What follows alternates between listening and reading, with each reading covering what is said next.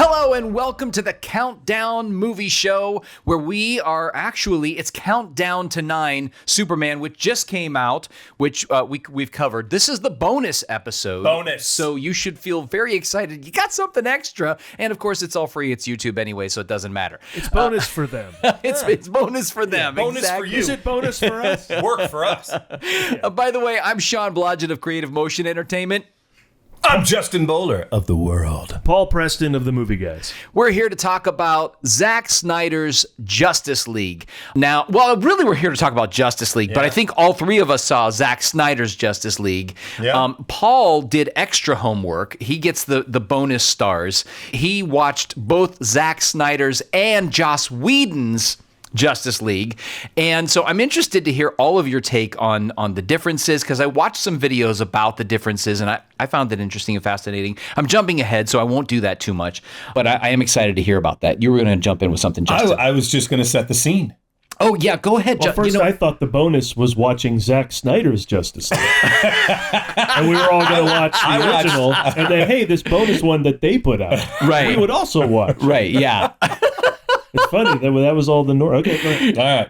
It's funny, yeah. All right. A little bit of backstory. Oh, okay. On this. Well, do we want a synopsis? Because I have a synopsis here. Please. Okay, Justin, here we go. Do you have one? All right. I have one that's like 2 sentences. Great, but go. I bet. Settle in, everybody, because, as you know, Zack Snyder's Justice League movie is 4 hours, basically, right? It is.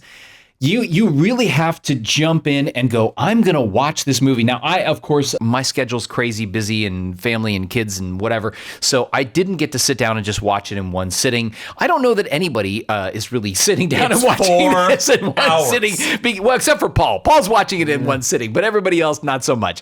Anyway, so, okay, here is the synopsis. Fueled by his restored faith in humanity and inspired by Superman's selfless act, Bruce Wayne enlists newfound ally Diana Prince to face an even greater threat. Together, Batman and Wonder Woman work quickly to recruit a team to stand against this newly awakened enemy. Despite the formation of an unprecedented League of Heroes, Batman, Wonder Woman, Aquaman, Cyborg, and The Flash, it may be too late to save the planet from an assault of catastrophic proportions.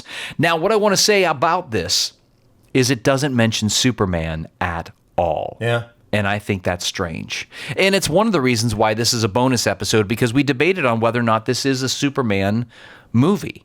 And certainly in Zack Snyder's version, in my opinion, it's really not. No. It's not a Superman movie. However, the Whedon version feels much more like it's a Superman movie. Yeah. So I find that interesting. So this was just something I pulled up on the net. I'm pretty sure this was AI generated. If Superman showed up in the other Superman movies when he did in this movie, it'd be after the end credits. Right. So it's not really a Superman movie. Yeah.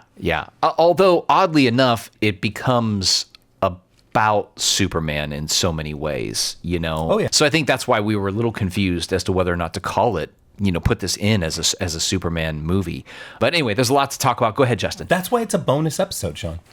See, there you go. You're welcome. Bonus episode. Right. Making sure this is awesome. It's about, you can't talk Justice League without Superman. You can't talk superheroes without Superman. Yeah, absolutely. It's about superheroes. Let me take you back a little while. I want to say Marvel did, but keep going. I want to say True. Let me set the scene. I'm going to throw out some superhero facts, which I bet you guys don't know. These aren't fun facts. Gosh. I'm just going to lay down some stuff. Okay, so these aren't going to be fun, just so the listeners These know. are not fun facts about superheroes. This won't be fun. We'll get to the fun ones. Yeah, this is where you can nap everybody. I'm joking. Take you back a little over 30 years to September 18th, 1991. September 18th, 1991. A little writer by the name of Tad Stones. Was small?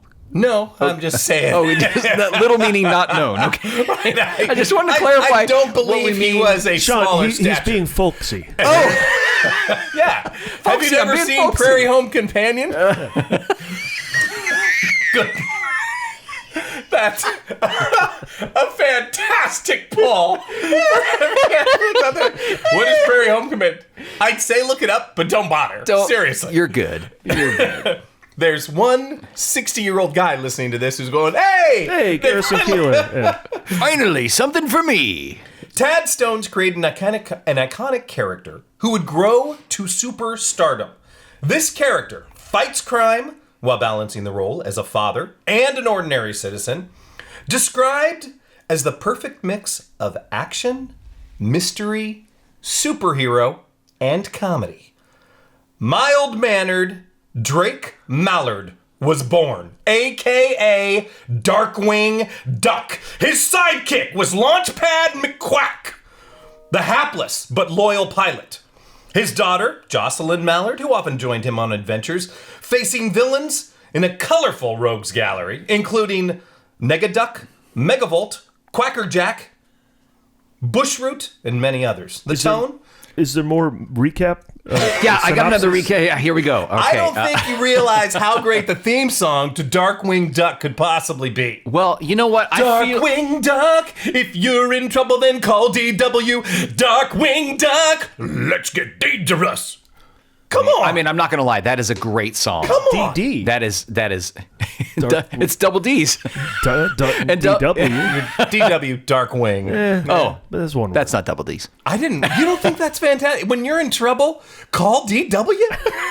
Come on. He did rhyme trouble and W. That's awesome. I appreciate that. Lyle Lovett once rhymed fly swatter and ice water. So I'm a rhyming fan. See? I appreciate that. Yeah. It spawned 3 spin-offs. Oh, God. DuckTales, believe it or not. Are you sure you don't want more synopses? Several video games and comics as well. Darkwing Duck. Look it up.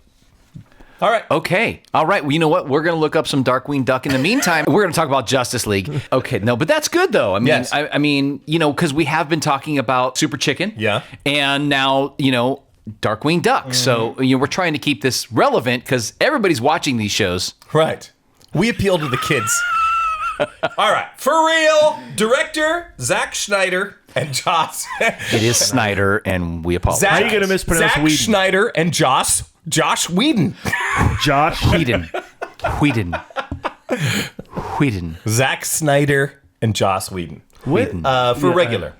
People are writing in about Justin Bieber's hosting. Is it Bieber? Is that right? November 17th, 2017 starred Ben Affleck, Gal Gadot, Henry Cavill, Jason Momoa, Ray Fisher, Ezra Miller, probably the most hated person in the DCEU, despite maybe Jared Leto. And you might know how to pronounce his name. Kieran? Is it Kieran Hines? Kieran Hines. It's Kieran a hard, Hines. like Cillian Murphy. It's Yes. a hard Irish C. As the voice of Steppenwolf, but you would never know it because they modulated him so much. Domestic box office, 229 million. Worldwide box office, 661 million. Are you talking about Justice League? I'm just talking about Yeah. Justice League. Yeah. Tomato meter, 39% for critics, 67% for audience. That's for the version, the theatrical version. And then Zack Snyder's version is 71% critics and 92% audience, which is really interesting. Now, You're going to talk about budget, right? Because I have a question about Go for budget. it. Well, Yes. The budget was me up. something like, wasn't it something like 369 million or something like? It was a crazy budget, but I can't find, because there was something I found that said Zack Snyder's budget was 70 million. So was that for him to do his cut? Did he get $70 million To do his cut, to correct. do his cut? He did. $70 million to went- do. they I mean, went I know back they had and to go back. I reshot know they had to shoot stuff. Special effects. I mean, there's an entire extra film you're watching. I mean, that's very true. That's very, very true. But I was just like, wow, $70 million. And just clarify this for me. This did not get a theatrical release. This only ended up on HBO Max, according to the research I found. Yeah. Is that correct? Yeah. Okay. So 70 million on top of what you've already spent. Worldwide, you got what, 650 or so in terms of your return. Not a great return for the amount of money. Now, I will argue this. This is where things get really, really interesting. And this goes back to Scarlett Johansson and Black Widow. One of the issues that she faced when that movie got released, well, the biggest issue she faced when that movie got released was that it was released on Disney Plus. And of course, this was during the pandemic and all of that crap. Yeah. But and she sued them and all that. And I think she should have sued them because she was screwed over. Because the problem is, at that point, you're not selling your movie, you're selling your service. 100%. That happens to have your movie. Because I've read these stories in whatever Hollywood Reporter or whatever things I'm following, and you see this stuff now, and all of these companies, they're about metrics and analytics. And the majority of it isn't even, did you watch the whole movie and did you like it? They don't even care. All they care about is, did you watch it at all? Because if you did, I get that metric. Yeah. And that becomes the whole entire thing. And the reason I bring all of this up is because I think it's astounding that he spent $70 million on a cut that was only going to be streaming. But of course, how many people signed up for HBO Max just to watch this? I mean, that's really the big question. Yeah. And every streamer is trying to get their own original programming, which it was. Right. And it was during the pandemic, so people weren't going to go see anything in the theater. Right. And there's like, can we release something? Do we have a Black Widow that we can do? No. But what if we give $70 million to Zack? The fans have been clamoring for it. I mean, it's already got built-in buzz. Let's go ahead and do this. Right. You know? When I was in Amsterdam in the spring, I went to the Tuchinski Theater, and I didn't know they had a big, gorgeous movie palace in Amsterdam. And it's that Art Deco lobby, totally stunning theater. And they were showing Bridget Jones' Mad About the Boy. This is the latest Bridget Jones movie. Do you know about this movie? Do you know there's a new Bridget Jones? I did know that there was a new Bridget Jones. Okay. I didn't see it, but most people don't. If you have, you're in the minority. No one even knows it came out because here it went straight to Peacock. Right. Overseas, it made $120 million. Wow. They could have had and it probably made $120 million overseas. Domestic. There's no domestic numbers if you go to box office. Yeah, because there are no domestic numbers. Domestic numbers for Zack Snyder's Justice League. They're just analytics. They're just, and this is where we really get into the messiness that is Hollywood right now. Justine Bateman has come out and said that streaming has killed Hollywood. Mallory's right. I think Mallory's right. But I think what it's done, I mean, it's changed Hollywood. I don't know about kill it, but I definitely think it killed the Hollywood that we knew. Because I really think there was a time where people wanted to make good movies. Whatever, I mean, I always say nobody sets out to make a bad movie, but I mean, people really had passion about the movies they were making. And that was all around. Everybody who's working on those films, there's passion about it. And I feel like the industry in general has moved into a space where it's less about making a great movie and more about keeping an IP alive and just kind of keeping people watching. It becomes a little just like homogenized. Like, well, I said this last night. I went to see Children of Men at the Motion Picture Academy with the Alfonso Cuarón 2006 movie. Good Lord, I forgot it was that old. But it's super relevant, unfortunately, with stories of immigrants and there's a flu and like all this stuff, military on the streets. But the point is, this is a director-driven movie, and I told someone afterwards what I say all the time. I would love to see a director-driven movie over most things. Right now, it seems like, hey, we got this movie. Who wants to direct it? Nope. I want the movie where the director goes, if I don't make this, I'm going to die. Yeah. That's the movie I want to see. Now, it's tough to dole that out in these type of franchises. Right. But overall, that is the kind of movie I enjoy. I mean, I will say, to your point, which I love, we did get that with this movie, and in particular Zack Snyder's version. Yeah, I do think this. By the end, I was like, okay, this is what he wanted to make. Yeah, I have my gripes about it, but as I think most people do. But it was his movie, and I really, really like that. I feel like I got to see what he wanted to create. Yeah, so that was cool. That is this movie's greatest strength, that Zack Snyder did it. Yeah. And he made the movie he wanted to make. Now, indulgent, yes. Masturbatory, in all honesty, yeah. Oh my gosh. I mean, that's the word. The amount of slow-mo you could cut moments. Out half an hour of this movie if you took away some of that. It's a 4-hour movie. You speed up the slow-mo, it's 90 minutes. By the way, I did what that's really funny. One of the pieces I did in the research, I was just typing in like Zack Snyder and then whatever. And then one thing that came up in the feed was this short video he did, sort of like helping filmmakers. And he's like got his iPhone out and he's like, here's a couple of tips if you're a filmmaker, da-da-da. And he's like, number one, do this. And he talks about like, okay, have have a slider. And like these are pretty good tips. That he's like, if you want to show drama, do it in slow motion. And I was like, oh my God, he's pushing this on the next generation. Yep. I mean, he's not wrong, but it's just like it's so overdone in the film, and then it becomes. I mean, I'm literally jumping to the end now, but it becomes just glorious, like the last shot, where you're just like, man, it's just unnecessary glory. And where are they even looking? What are they looking at? They're just what? I'm glad you brought up budget, because yes, $300 million. This ranks. Well, I'm not going to tell you. I have the list here of the 20 most expensive movies of all time, not adjusted for inflation, but I do have the top 10 adjusted for inflation. Okay, let's hear it. Where do you think Justice League falls on this? In terms of the most expensive movies ever made? Yes. I'm going to say number 4. Boy, No. it's tough. And we're not including the 70 mil, or we are including the 70 mil? No, not even including the 70 million. Okay.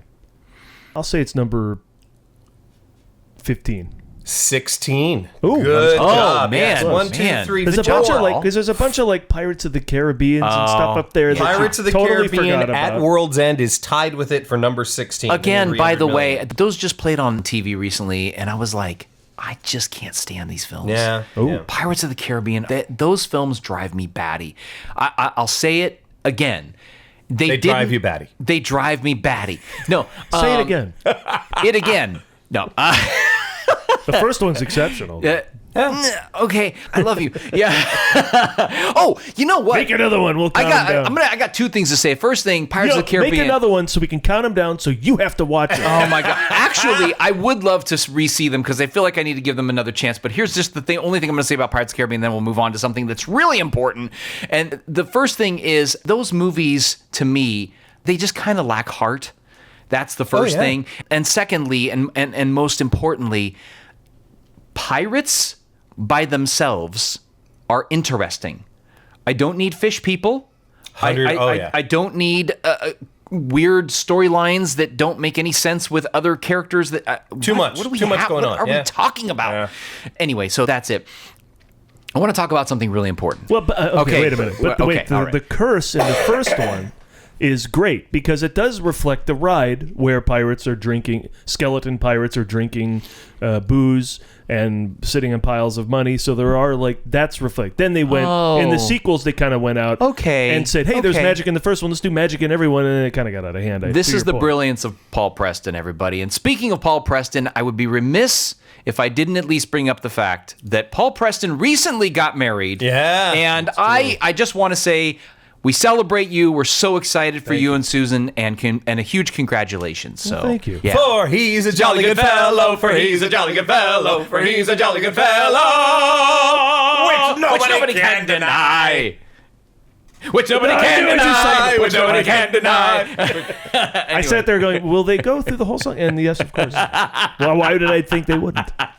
Anyway, congratulations. I realized I was like, we got to bring this up. This is awesome. Thanks. Yes. Yeah. You'll hear me like this movie more than I should probably just because I'm in, still in newlywed phase. I feel like I'm going to like this movie more just because we're not filming this at 9:30 at night. Yeah. All right. Give me some guesses as to, I've got 20 here, 20 movies that are the most expensive movies of all time. Go ahead. That's 20 minutes of time, everybody watching. That's 20 minutes. Based on a post you put online today, The Flash would be one of them. The Flash is one of the biggest box office flops of all time. This is the most expensive budget of all time. But still, it was around 200 million. It was around 200 million. 291 is number 20. And these have been adjusted for inflation? These have not been adjusted. The Flash is number 20. Oh. No.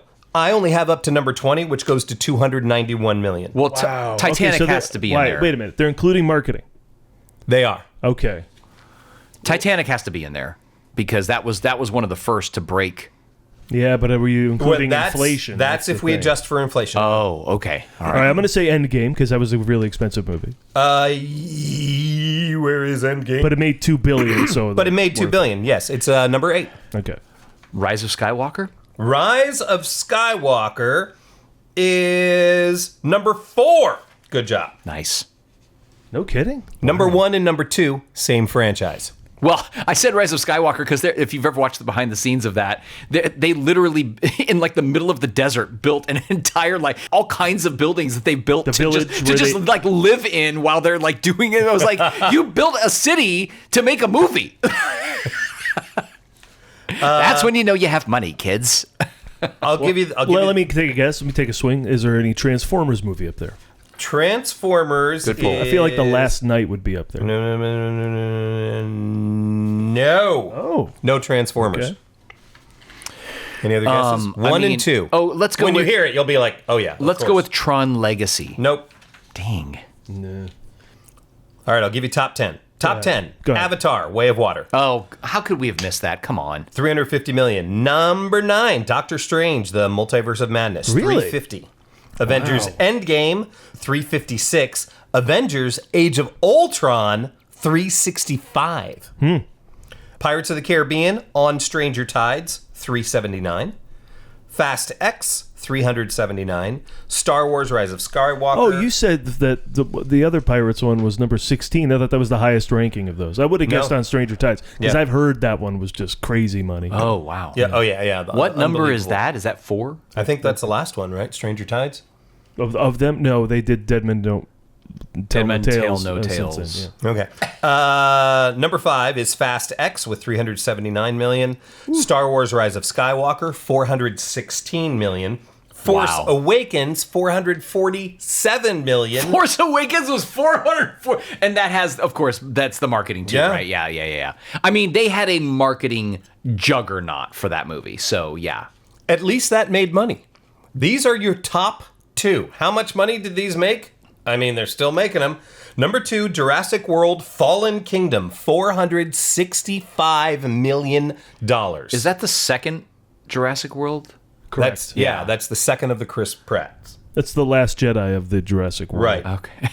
And then number 1, Choices were made. Yes. Jurassic World Dominion, 465 point blah, blah, blah, blah, blah. Wow, and no one Is can number 1. remind you anything about that movie. I didn't even see that one. Wait, which one is I that? walked out of the second one, and the only reason I had any desire and still have any desire to go back and see it is because I walked out of it. I'm like, I'm just going to go home. I'm not enjoying this. And then I was talking to you, and you had told, spoilers if you haven't seen this movie. I'm talking to you, and you said, what do you think you missed? I'm like, I don't know. They stopped the dinosaurs, and everything was okay. You're like, no, they get loose on the entire world. And I went, really? Well, maybe I shouldn't have walked out.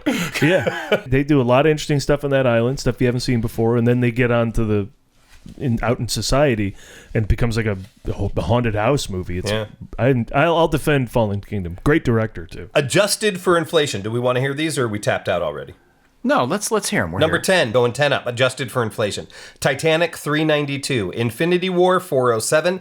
Endgame, 438. At World's End, Pirates of the Caribbean, 455. Age of Ultron, 484. World Dominion, 500. Rise of Skywalker, 512. On Stranger Tides, 529.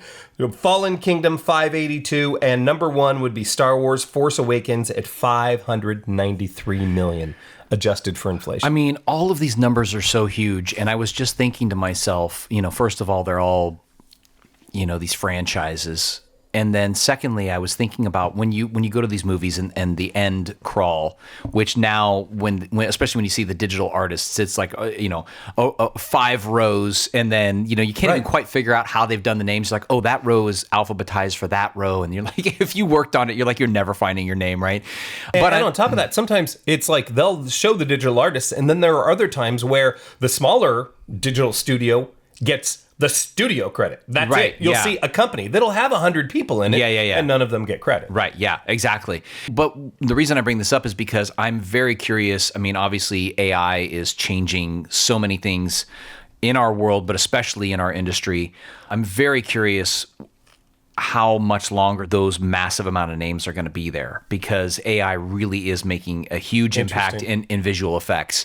I mean, if you've seen some of the stuff, especially by this company called Runway actually now has a deal with a couple of big movie studios, and they actually now are running an AI only film festival. And some of the stuff that they are producing, it looks photorealistic. So I'd wonder, how long are we going to have all of these visual effects people working on these projects? How long are the lists going to be that long? At some point, it's not going to take as many people to create images that are as great as we've been looking at. I mean, you look at the Superman movies we've gone through, they already look fantastic. There's so much world building, so much cool stuff that's happening. Well, I got two thoughts about two things you guys have been talking about. The first of which is an article title I saw and have not read yet, and I am also paraphrasing the title, but you'll get the gist. It was, if anyone can make a movie, what's the point of Hollywood? And the other thing about your budgets is, if you come into your theaters with $500 million on the line, that is confidence, crazy confidence. Right. I mean, I guess, Star Wars, I get it, they made $2 billion, but sometimes some of those titles you said, I was like,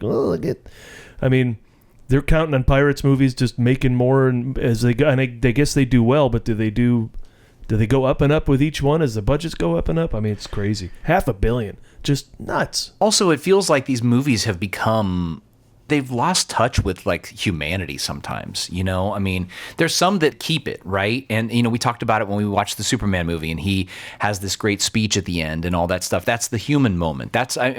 There's more to going and seeing these things than just like, oh, big fight scenes and whatever. But you know what? But that's me. I realized that this morning. I was thinking about, all of our thoughts about all this stuff and how we chat about it and everything. And I was like, but that's my take. My take is I want something that matters. I want something that's heartfelt. I want something I care about. I don't care about just big fight scenes. But I'm not going to lie. When I was a kid, maybe I wanted to see more of the battles.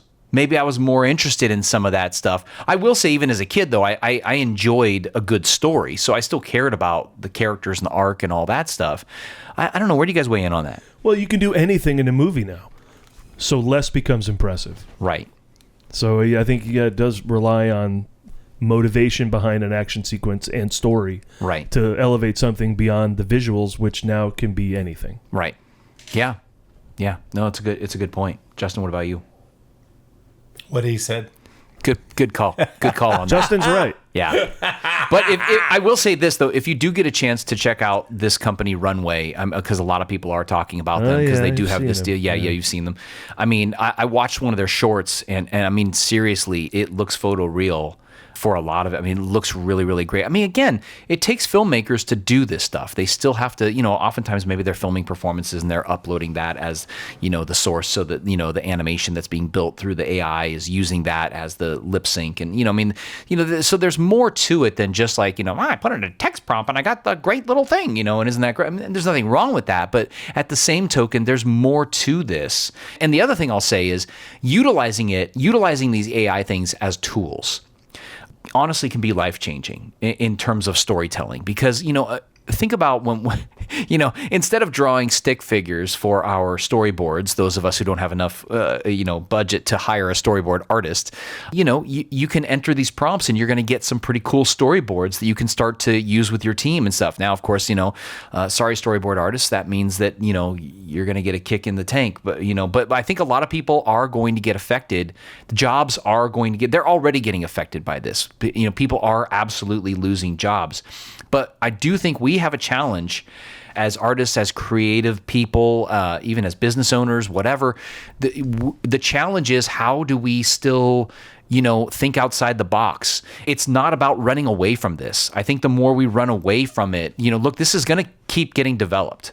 People can be in denial about it. People can pretend like it's not happening, but it's going to continue to be developed, and people are going to continue to still use it and to continue to make it something that is interesting. At some point, it's kind of like the shift into digital film, right? People hated that. People reeled against it. And now film still exists. It's an aesthetic choice. I mean, it's also a budgetary choice. But anyway, so that's that rant. You're welcome. Yeah, well, do you know what vertical shorts are?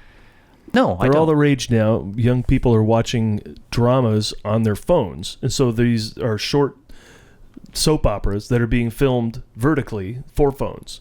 And you watch a bit of it, then you pay, and you can watch the next episode. Oh. And they go on. They're super hacky.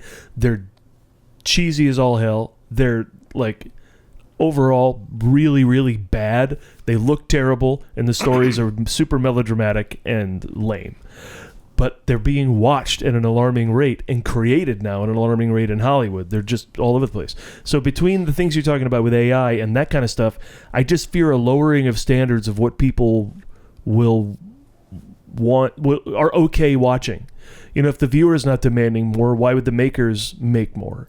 Well, so that I hope that the viewers will demand great stories and characters to go along with this AI, and I hope that someone would make a damn decent vertical short. I figured if I go out and make one that's halfway decent, it's got to stand out, because these are all terrible. Maybe you should consider making an AI vertical short. There you go. Combine everything. As jumping in. Yeah. I mean, I think you're right. I mean, look, I think at the end of the day, story always matters.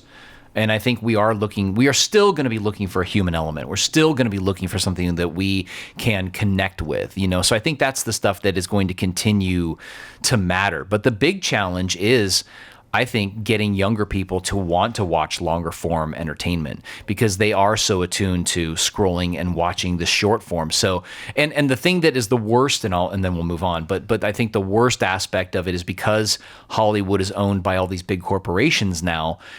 They no longer have, sort of film studio executives or film studio creatives going, I want, like you said, the director's film. I want to make this. I'm passionate about this. I want to make this. It's, this is where the industry's going. This is where the trend is going. Let me make a bunch of vertical shorts, because that's what everybody wants. And I always say, if you make something great, people are going to want to watch it. You know what I mean? I think it's kind of like when you edit something, it's like, if you're in a space where you don't have to worry about time, like, well, how long is this going to be? Well, this scene is going to be, it's going to play as long as it plays. And if it doesn't play, we're going to cut it down, or we're going to drive it harder, or we're going to pick up the cues faster, or whatever that is. But it's going to play the way it plays. And I think that's really, really important to embrace. If it's great, people are going to watch it. But if it's okay and there's a lot of it, people will watch that. And then they'll be okay with okay. And that's the thing I fear about a lowering of the entire standards of the viewing public. What's the thing you say about theme parks? They lack added value. Yeah. Added value. And I love that, because I think that's what's happening is we're missing added value, right? People go to theme parks now and there aren't as many characters, there aren't as many shows and whatever, but they don't really know. They're just excited to be there and they're having their experience, and they don't know any different, right? We know the difference because we had something else. So this is where the big problem comes in, because the people that are making decisions, and I've said this before, they continue to be the people that are just looking at spreadsheets and not the people that are like, this is why it matters. I get that you're making money. I get that you have a spreadsheet. I get that you have a payroll. I get it. You can continue to have all those things and have added value. I got two visual effects thoughts I want to bring up real quick. Yeah, please do. That we shouldn't take for granted what Cyborg looks like. Oh. What an incredible achievement just to even have that character walking around in a movie. Like, you would take it with a human face. It's just kind of crazy. What would that character have looked like 25 years ago? Yeah. It looked like RoboCop. The first RoboCop. I loved RoboCop. Yeah, well, I mean, the practical effects on that are just outstanding. Yeah. So I don't know if you made a good point there. Yeah. All right. Speaking of good points. No, the other thing, the last thing I want to say is it's incredible that, because you didn't watch Justice League, they took an entire character out of the movie in Steppenwolf in his big purple suit and replaced him with a whole different character of Steppenwolf in his big metal spiky suit. Yeah. Like, it just was a complete swap out. Oh, wow. And the fact that you could just do that is crazy. Right. Yeah, I mean, it goes to your point, right? This world building, this ability that, like, anything you can imagine, you can now do. Yeah. Which I always go back to, and should you? Right. You're so concerned whether you could make dinosaurs, you didn't ask if you should make. Yep, that's right. 2007, Warner Brothers initiated development on a live-action Justice League film entitled Justice League Mortal. These are people that were attached. George Miller was going to direct. Oh, I heard about that. My gosh. Yeah. Now, wait a second. Did that have any influence on the sort of post-apocalyptic Batman visions? No. Okay. It was penned by Michelle and Kieran Mulroney, drawing inspiration from two particular Justice League storylines, Tower of Babel, which is my favorite comic book of all time, Babel, and Superman Sacrifice, which I have not read. Huh. These are the people that were attached to this film. Bruce Wayne, Armie Hammer. Oh. Huh. Think he would have been great. Yeah. That was before he was eating people. So, I mean, Allegedly. makes we sense liked him. if you think about it. Superman, DJ Catrona. I don't know who that is. Nope. But these are the guys you love to bring up on the show. Tommy Copeland was going to play Ant-Man. What? Is that what I sound like? Something like that. I'm a cross between Hey, it's me, Justin, everybody. This is DJ. Time for a quiz. This is DJ Catrona. Okay. Yeah. Keep that going. Yeah. You see that, everybody? Okay. Wonder Woman is Megan Gale. Megan. Oh my God. How long? What year is was gonna this? Be? 2007. Wow. Megan Gale. Well, I feel bad for DJ Okay, Catrona. that's Megan Gale. And Megan somewhere in Gale, there. because it would have made these two. We I totally mean, know who she they looks are. a lot like. She looks a lot like Gal Gadot. I think. Oh, no, she looks like Linda Carter. Yeah, she looks like Linda Carter. 100%. Oh my God. Look up Megan Gale, kids. Yeah. John Stewart, Green Lantern. Oh. Common. He would have been a fantastic Green Lantern. why not? He would have been great as John Stewart. Although I don't know his acting skills in this genre. But Well, Yeah. I guess. Ironically, I think it would have been awesome if they would have attached John Stewart to play John Stewart. I was sitting here going, is he talking about John Stewart, the host? Aquaman. Another name I don't know. Santiago Cabrera. Santiago, what a great name. Santiago Cabrera. Santiago. Okay. you can look these up while Sean looks We them up. know. You gotta be doing something while What's this he long from silence. though? He's from something, right? We know him from Well, it's something. from the internet right now. Yeah. Yeah, right now he's from the internet. Martian Manhunter. Hugh Keyburn. Don't know who that is. I'll All just right, I'm drive done. I'm through done these. looking these up. And no one else of note. No! Maxwell Lord. Jay Baruchel. Jay Baruchel? Baruchel, yes. Wow. Okay, just do you know Maxwell Lord?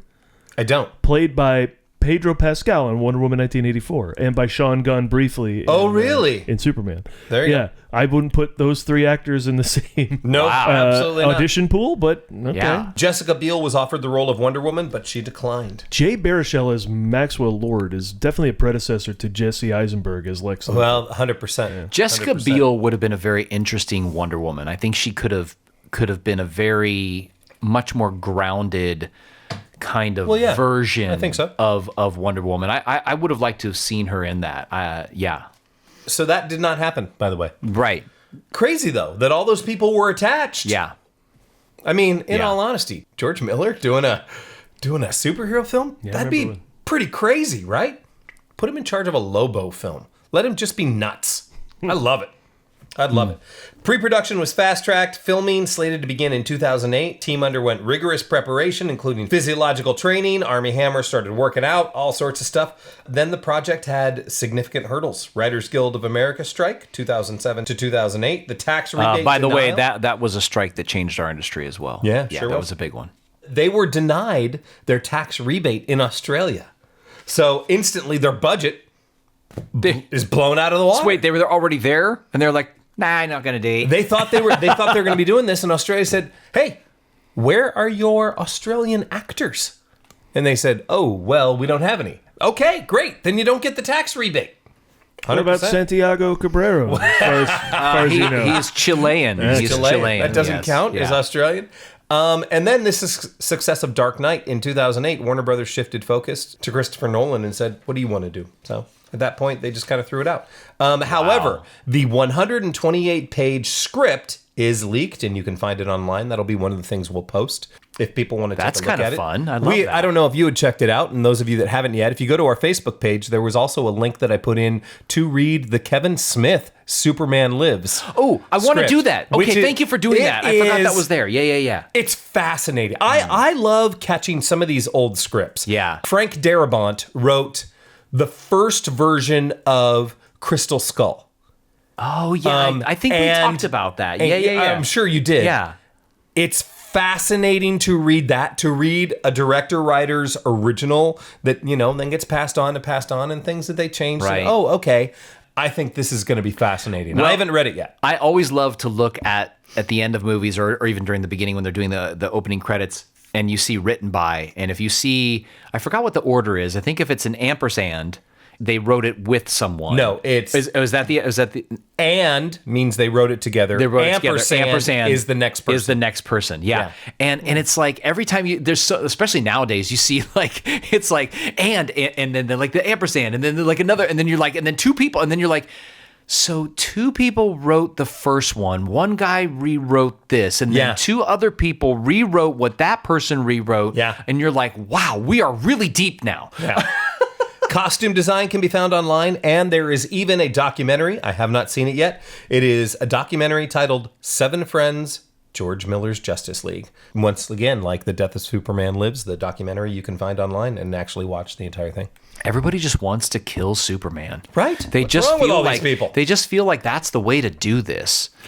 All right. Then we get to Justice League. Two directors, two different visions. Anyone else want to tackle this here and talk about why Joss Whedon came in? And well, we know that Zack Snyder stepped away because he had a family emergency. A terrible thing happened. I mean, his daughter committed suicide. Oh, I didn't know she committed suicide. Yeah. It's really sad story. And his wife was also a producer on the film. Yeah, and she is on most of it. And so they both left to, of course, deal with handle things with their family and stuff, and as they should, because look, at the end of the day, like, we're still people. Yep. Family comes first, and like, fine, so we're gonna walk away from this. And I'm really happy that he was able to come back and finish his vision of what he wanted to do with this film. Your name was Autumn, I think. Autumn. That's why at the end of the film it says For Autumn. That's right. Did not know that. That's correct. Yep. Did not know that. Yep. Original casting ideas. Joe Manganiello. I wish he just would not get thought about in these movies. Then you wouldn't have to try his name. Originally, Jason was Aquaman before Jason Momoa. Considered. Didn't end up happening. Okay, I gotta say something. Along with, go ahead. Oh, are you still on Aquaman? I am. Oh, go ahead. Matthew McConaughey. Nah. Right? Terrible idea. Yeah. Can I just? Terrible. Oh, you're going to say something, and then I want to say something. So well, go. It's interesting because they're introducing this new DC intro now with all the animated characters in their logo thing, because Marvel did it. So let's get Joss Whedon because Marvel did to do what Marvel does, James Gunn, right? So, and sometimes it works, sometimes it doesn't, because they're still DC in the end. But the whole animated opening thing, they show Aquaman. He's like got the orange suit and the green pants and the blonde hair.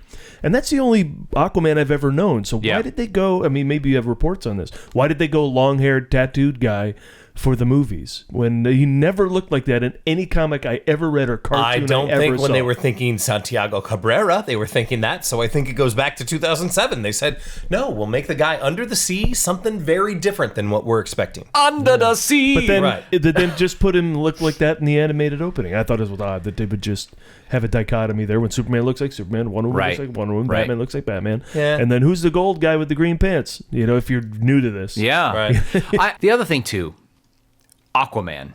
I don't love this character. I know you like the movie.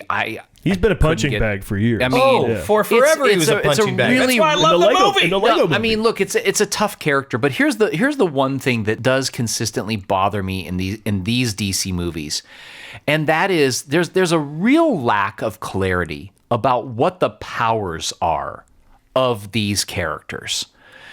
I don't remember Aquaman in any of the animated or any of the comics. Like he does stuff in the ocean. He does stuff in the sea.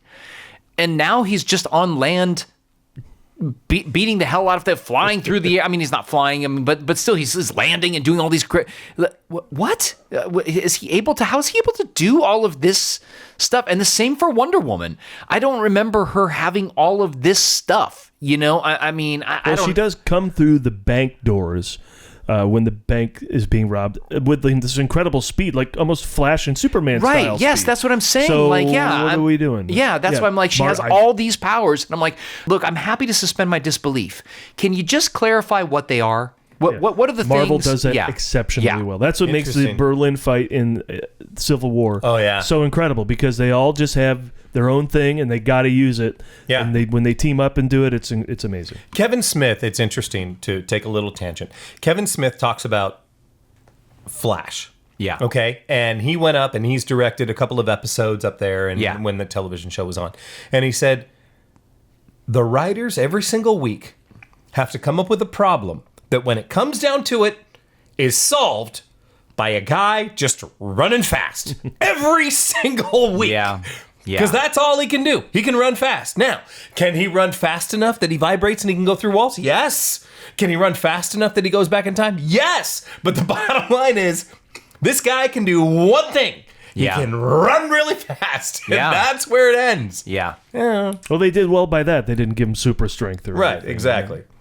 Speaking of Flash, great segue on this guy's part. Who's got a segue? To be and clear, a thumb? This guy. To be clear, if you're just listening, he's pointing to himself. Next up for casting for Flash. Did I mention Armie Hammer? As Yes, possible you did. Arthur Curry. Yeah. Okay, Flash. Wait, as Arthur Kirk or Arthur Curry? Arthur Curry. Arthur Kirk.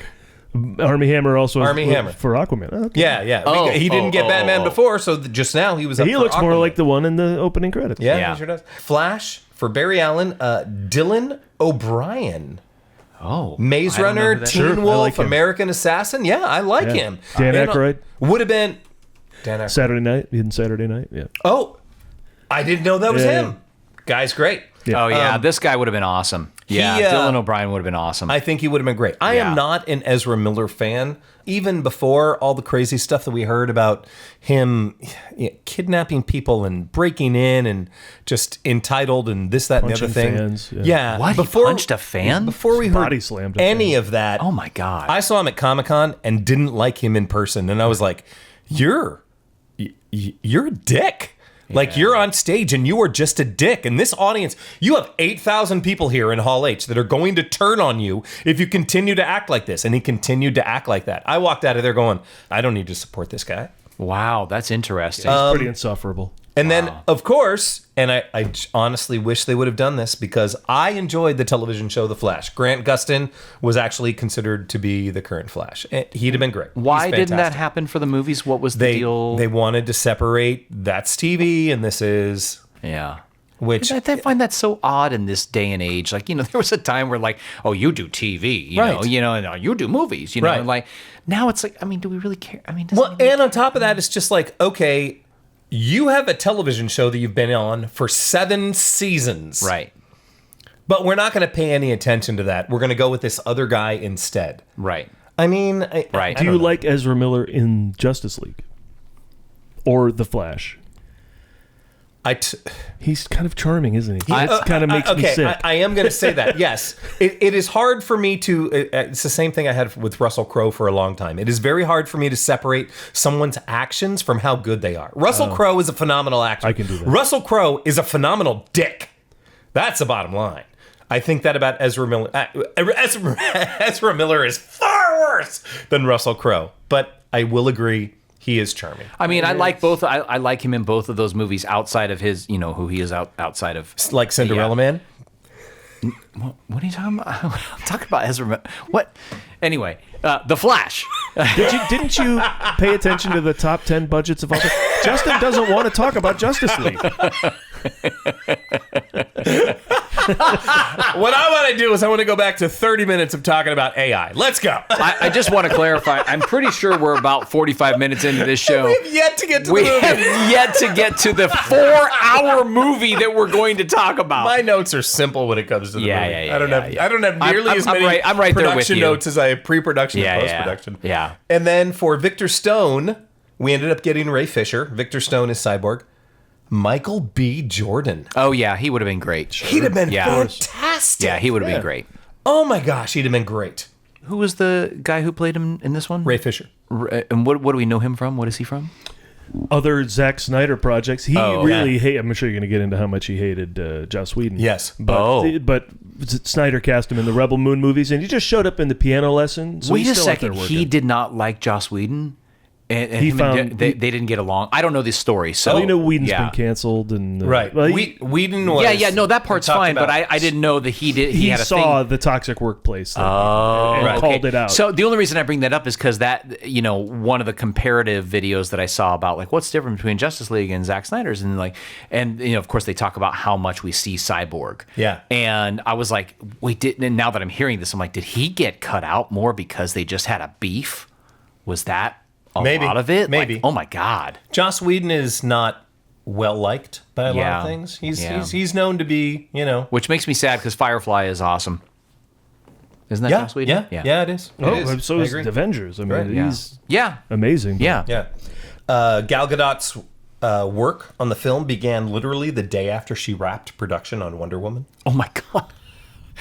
Oh my God. That's a lot. Billy Crudup tried to become Bruce Wayne in Batman, auditioned for Batman Begins Bruce Wayne. Huh. But Christian Bale got it instead. I forgot he was in this movie. I And 100% there's forgot. more of him in Zack Snyder's Justice League, and I'll take more Billy Crudup any day of the week. Yeah. I love seeing. I was like, I love him. He'd be great, Bruce Wayne. He's got the charm. I completely kind agree. of the smart and cocky attitude, Yeah. even that some of them don't have. Right. Yeah. But yeah. As we had talked about before, about Ben Affleck being Batman, which once again, why do I watch this film? I watch this film for Ben Affleck as Batman. I just think he's the best part of any of Schneider's Justice League, any of his DCEU. He was considered to direct this thing, and Joss Whedon reshot the majority of the film, largely changed it from its originally intended tone. Zack Snyder remained the only credited director, which was interesting. Wait, even for the No, regular, not the regular release. For the theatrical release, it's Zack Snyder. Oh. Yeah. I don't There's no think Joss Whedon. Oh. I don't think I knew that. Yeah, look it up on IMDb. It only says Wow. him.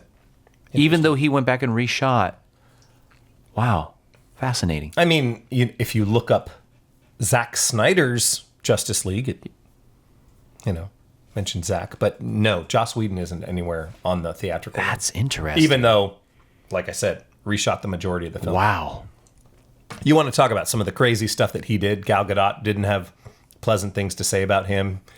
I have an entire page of major differences between the two films. Which we can get to later. The one story I did hear, just in a little bit of research I was able to do, was the moment that's in, I think, the theatrical where Flash trips or something and falls on top of Wonder Woman. Yep. That was cut in Zack Snyder's version.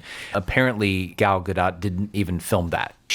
No, they didn't. Yeah, that was her like body double or whatever, stunt double or whatever who filmed it. Yeah. Yeah, she said no. And it's interesting because there's flirtation and shots of her butt, and they focus on her being sexy in the Joss Whedon version, and there's none of that in Zack Snyder. Yeah. They just treat her as she's another superhero, which I really like. Yes, I do too, and that's no what it reason should, for that. That's what it should be. That's what it should be. There's no reason that she's the only girl on the team, so we need to have someone touch her boobs, and we need to have somebody stare at her butt, and we need to have somebody flirt with her. Absolutely. Zero reason. Yep. Did we have Barry do that with Cyborg? Right. No, we didn't. Right. Even though. So you just push a button and it. So we had talked about the major difference when we come to production, and we can now dive into the movie. For the listeners at home, I only watched the Zack Snyder version. Same here. I did not watch the other version because I remember not liking it. I remember really liking this one compared to it. So I wasn't going to put in 6 hours because who would do that? I mean, Paul Preston. Let me just say this. I remember watching Justice League. I think I watched it on a plane. And I actually remember... You didn't see it in the theater? I didn't, no. Oh. And I had no expectations. So when I watched it, I was like, that was fun. Yeah. I enjoyed it. I had a good time. I didn't think it was the greatest film I've ever seen, and I didn't think it was awful. It was perfectly fun, especially for a plane ride. When I watched this one, I want to share this experience because I don't know if you guys had the same sort of experience. I'm watching this film, and of course it's so long, and there's all these like chapters, right? It's like going through, and about halfway, like before halfway through, I'm watching this film, and I'm going, God, this is actually really good. I mean, it's dark, but it's interesting. The visuals are just stunning. There's some interesting things happening. I really am liking this, and then halfway happens. Yeah. And it's like, for me, it starts to go south, and it just kind of keeps going south sort of through the end. Still some really good visuals here and there and a few good moments here and there. But man, I just halfway through it really turns for me. I don't know how you felt, but We'll get to it, but I heard Paul Preston in my head while I was watching this movie over and over again. And I will tell you exactly why, but we'll get there. okay. Okay. Are we ready to dive into the movie? He was just saying, Justin, I love you. Yeah. No, it was just him whispering sweet nothings into my ear. That's right. That's all. Occasionally That's stroking all. my hair. Yeah, that's not weird at all. It's kind of sexy because, he's taken now. So yeah. Oh, buddy. I like that Paul's taboo. just sitting there just letting this all happen. You're going to do it anyway. Yeah, I mean, that's true. I can sit here. Yeah. I took notes as always while watching the movie. I don't know if you guys did as well. Right off the bat, I will tell you, that opening sequence, I loved the opening sequence because Zack Snyder is good at epics. And this was the opening of an epic. It was like, how did Superman's death affect everything? Right, And we go yeah. from place to place to place, showing, and I love that as a jumping off point. Right. He's not a small filmmaker. He is a very big visual filmmaker. And I very much enjoyed the opening. And by that, I mean the first 30 minutes of this film. Yeah. It was a great opening. I will agree with that. And I'll say, he's able to double down on what film, the beauty of the film medium, which is visuals, visual storytelling. It doesn't have to, I mean, you can have dialogue, and of course that can move things along and develop relationships, character conflict, all that stuff. But it's really nice to just see those cinematic moments that make you pause and go, damn, that looks amazing. I mean, and I get what's happening, and you're just showing it. And there was a lot of showing, and which I thought was great. Yeah. I notoriously don't like DCEU movies. And I remember going on the Your Weekly Dose podcast with our good friend Sean Roberts, and talking about how Zack Snyder's Justice League was the first one I kind of think I enjoyed. And I was shocked, and I was like, this is pretty good. Well, unfortunately, second viewing, I like it less. Yeah. And I think it was because of the proximity between the viewings of the two versions for some reason. I just kind of went, oh man, none of these really get there. Yeah, Even with more time and more power and other things, it just... I am very much mixed on this film. There are several things in this film that I really like. And then there are other things where I just go, man, I wish someone would say no to you. The biggest problem, I think, with this film... Instead, they said $70 million. Yeah. Instead, they said $70 million. And yes, feel free. It's going on streaming. Make a 4-hour epic. Yeah. The biggest problem to me with this film is that it tries to be too much too soon. It suffers from too much story. There's just too much trying to be developed. We often compare it to Marvel just because Marvel has essentially done it really well. What Marvel does, though, is they plant seeds. They plant seeds, and they're happy to put them in the soil and water them and let it grow. Yeah. And then have a payoff. And so, you're trying to do all of that in one movie. I don't really understand what the need was to put all of that into one movie. You could have had a movie of them getting to the place of realizing we can bring Superman back. And that's the end of Justice League, The Search for Superman, or whatever. Well, you know what I mean? Like whatever your first movie is. To that end, this was originally going to be 2 movies. Oh, it was. It was supposed to be okay. Justice League Part 1 and Justice League Part 2. That was the original I still intent. think it's too big to be 2 movies. This should have been 3. Okay. Yeah. Gotcha. Yeah. Diana, when we first see her, she is standing on Lady Justice. Did you catch that? Oh, yes. In her opening? Quite. I was like, at he first spun I looked around at him the like, camera, spun around it, and it made a I was like, I definite thought point that of was kind of cool. Bruce Wayne on the cliff, they show him, he's like, it's desolate. And what's Bruce Wayne going? Oh, is he going to the monastery? Where's he going? Is he going to Ra's al Ghul? You can only get up there by climbing the mountains. No, he's just going to an Icelandic town. And there's no other way to get there. Now, 10 minutes later, they say all the choppers are down, so there's no way to get in. But the entire time I was like, hey, just don't do that. Yeah. Have him drive in. Have him come up on a boat. Do whatever. He doesn't need to be, they show him with his pot of coffee and he's throwing, dousing out his fire. And now he's at the cliff walking up and like, there's the village. I'm going to go down and talk. It's not a monastery in the middle of the Himalayas. Yeah. It's an Icelandic village. Yeah. Okay. And the people down there aren't secluded from society that much. Or if they are, don't give them any technology. It's a little picky, but you're not wrong in that there's just more, but more is rarely better. Right. In the bank sequence, in the original Justice League, the bad guy shoots at Wonder Woman, and in the slow-mo, she watches the bullet go by. Yeah. In Zack Snyder's Justice League, that happens 3 times. Yes. When she busts out of the top of the roof with the bomb, throws it in the air, and it explodes, that happens in Justice League. In Zack Snyder's Justice League, there's 3 different angles for which she throws it up. Yes. And there's above, there's to the side, there's a slow-mo from the side. Like, it's just more. 100%. Like I mentioned, Steppenwolf's suit is more. Does there need to be more? There's more Sad Lois. There's just more, and it doesn't matter. Sad Lois is a great independent short film. Yeah, it's those AI guys. We'll get to the actual moment that it hits, but later, him doing more, in my opinion, negates the power of the scene. And it's actually towards the very end in the climax. We'll get there, but it's just like, had you not done this right now, then we would be like, oh, wow, this is awesome, when the later thing happens. Instead, you go, okay, all right. We've got a couple times in the film that happens. Anyway, we'll get there. Yeah. To your point of more. Do we need all 3 verses of the ladies singing the old Icelandic chant? We definitely do not. I was like, this is 3.5 minutes, and these ladies are still singing. Yeah. I think 1 verse is solid, I'm right? totally good. We're good. Totally 1 verse? good. Yeah.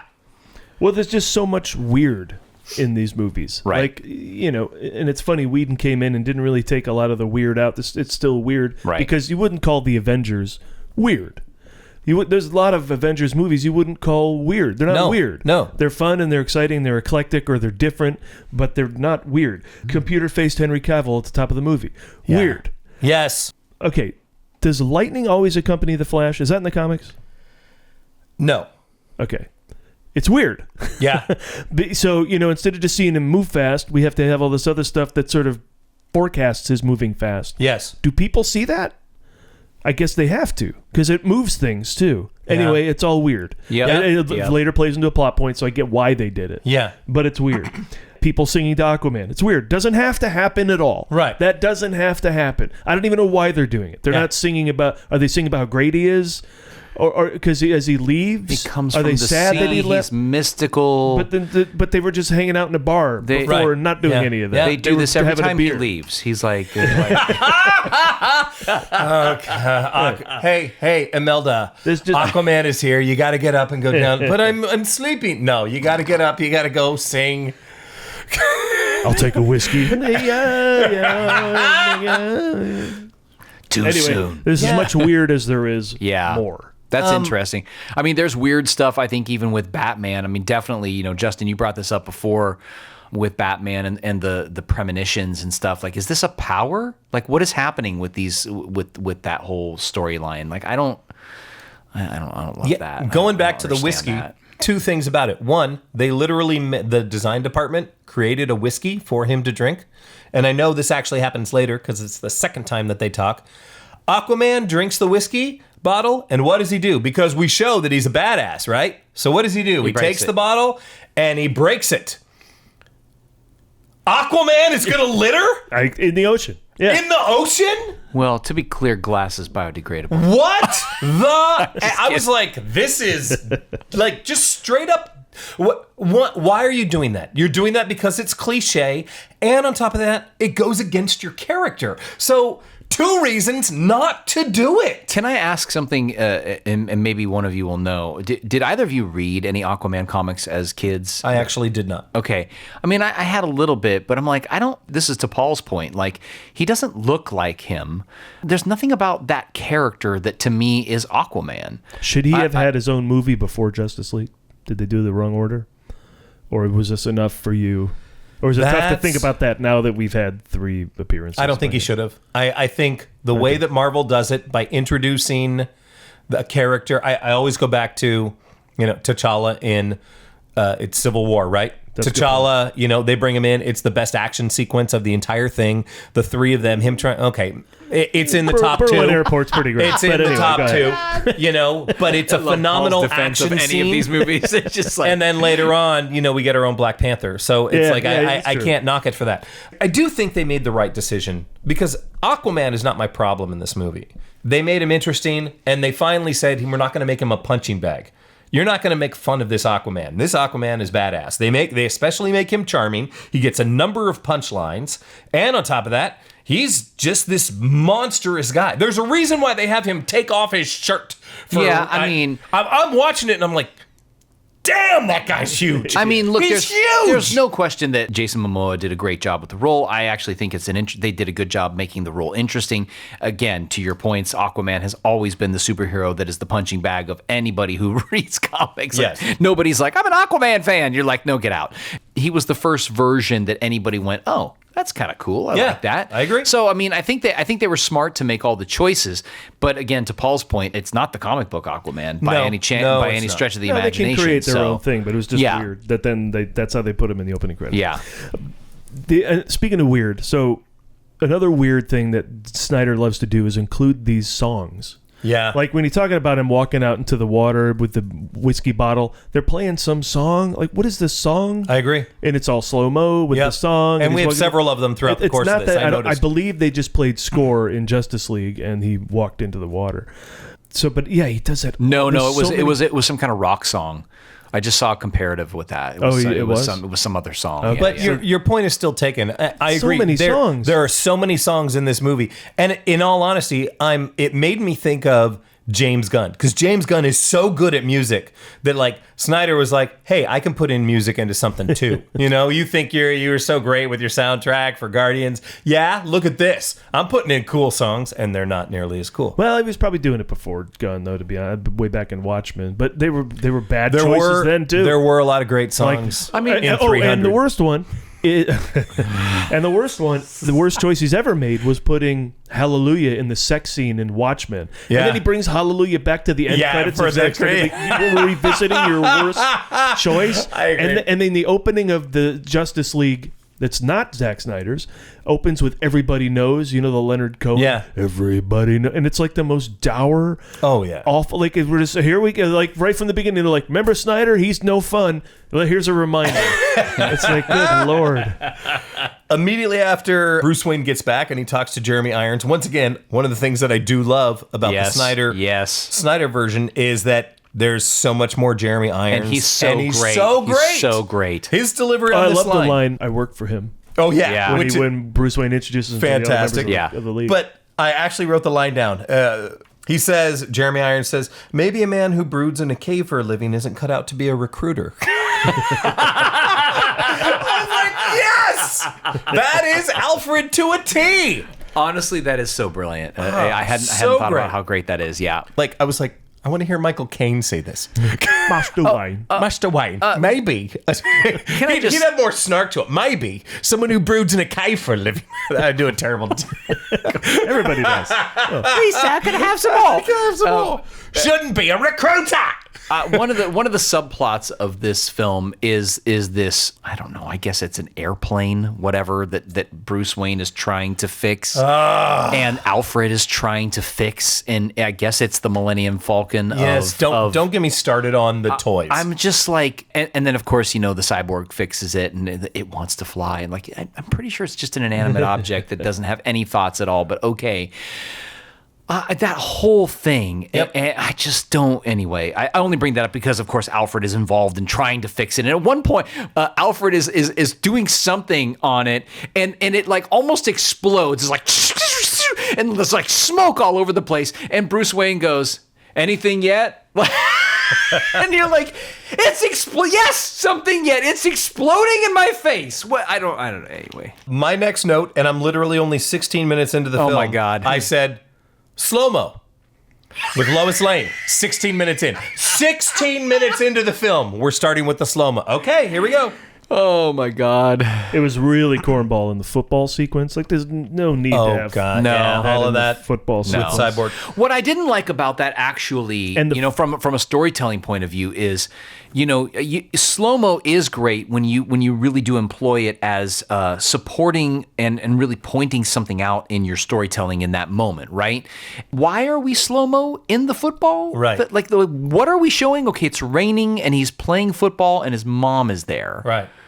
Okay. And his dad isn't. And his dad isn't, That's what right? matters. Yeah, and that's what matters. Which you could play in real time, And then just slow-mo on the chair. Show a shot of mom going yay and dad not there, Yeah. and him and his look. That's all enough. It could have been a 45-second scene instead of 6 minutes. right. What did that's you say exactly Snyder right. said about slow-mo in his little how to make a movie thing? Oh, I forgot what he said specifically. dramatic, but, I mean, right? He said yeah, it's it adds dramatic. drama. Adds drama. To yeah. football? Yeah, right. I mean, and again, And he's not. We're not. He's not sitting even there- particularly good. Like you watch the moves, it's like he's fine. He's not doing anything spectacular Yeah, on I the guess field. Justin's like, I could have taken him down. I was Right. supposed to be thinking that, maybe this is where he gets hurt. Yeah, or that's what I something. was Right. thinking while I'm watching it. That honestly, I was too. I was like, oh, is this where this is like he maybe break his spine or something first, and then there's like I didn't even know what was happening. Yeah. Going back to Wonder Woman, I will say that because Cyborg is like chapter 3, by the way, so we jumped way ahead with that. Yeah. I did enjoy. Outside of the overindulgence, I really did enjoy that opening sequence with Wonder Woman, which isn't in the Joss Whedon version, right? Or bank? very Oh, it is, little of yeah. it. Instantly after she takes these guys out, the way, and this goes to the credit of her as an actress, the way she's still Wonder Woman, but immediately turns to the children and just says, with a smile, "It's okay, you can get up now." Yeah. And I was like, it was so nurturing and caring. I was like, really well done. Yeah. You're not I just agree. a superhero. You are a person who's now saying to someone, "You're out of danger. It's okay. You don't have to be scared." Yeah. I don't know. I really like that. You're out of danger now.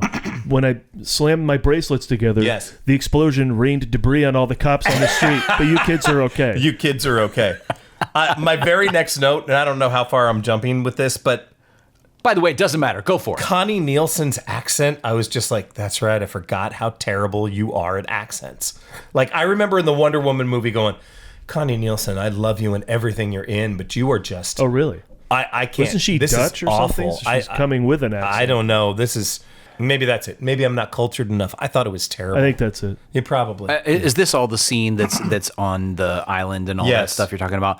That whole sequence for me is just so, again, just takes forever. The battle box. It's with just the Amazon. Oh, there's- yeah, I thought it it's was- so. Oh, you liked Well, it? I thought there's one where they actually used their skills. Oh yeah. You know, there's an interesting shot where someone lassos the box, Yes. ties the lasso that's to an interesting. arrow, I agree, shoots yeah. the arrow. They jump from one horse, grab the arrow, land on another horse, yeah. All pull right, the box okay, up to okay, him. I love they that. were Yeah, using yeah. their skills. That I was thought. cool. I agree. Yeah. But here's my question. Good call, Paul. Okay. Good call.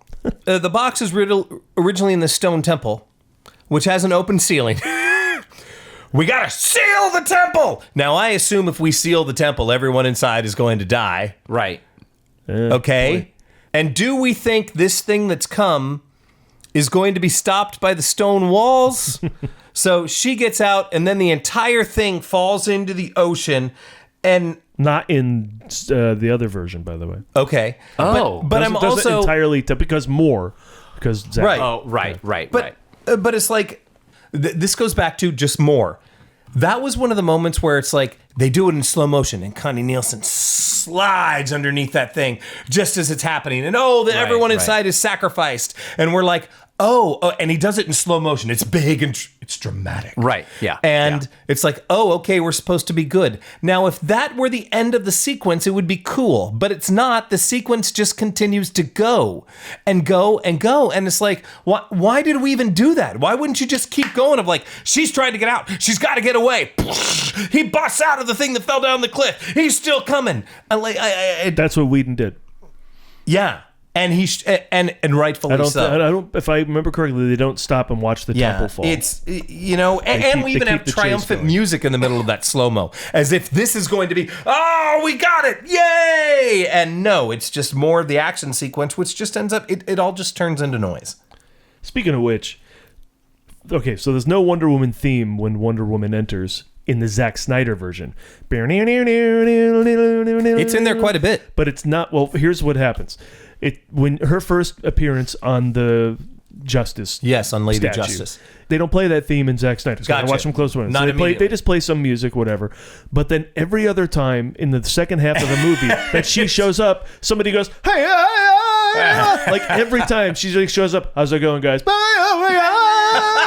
And literally when she jumps in at the end, they're squaring off against Steppenwolf. You got Aquaman and Flash there, I believe, and she goes boom, and then she says something like, "It's time to party, boys," or something like that. Late to the party. She says some line.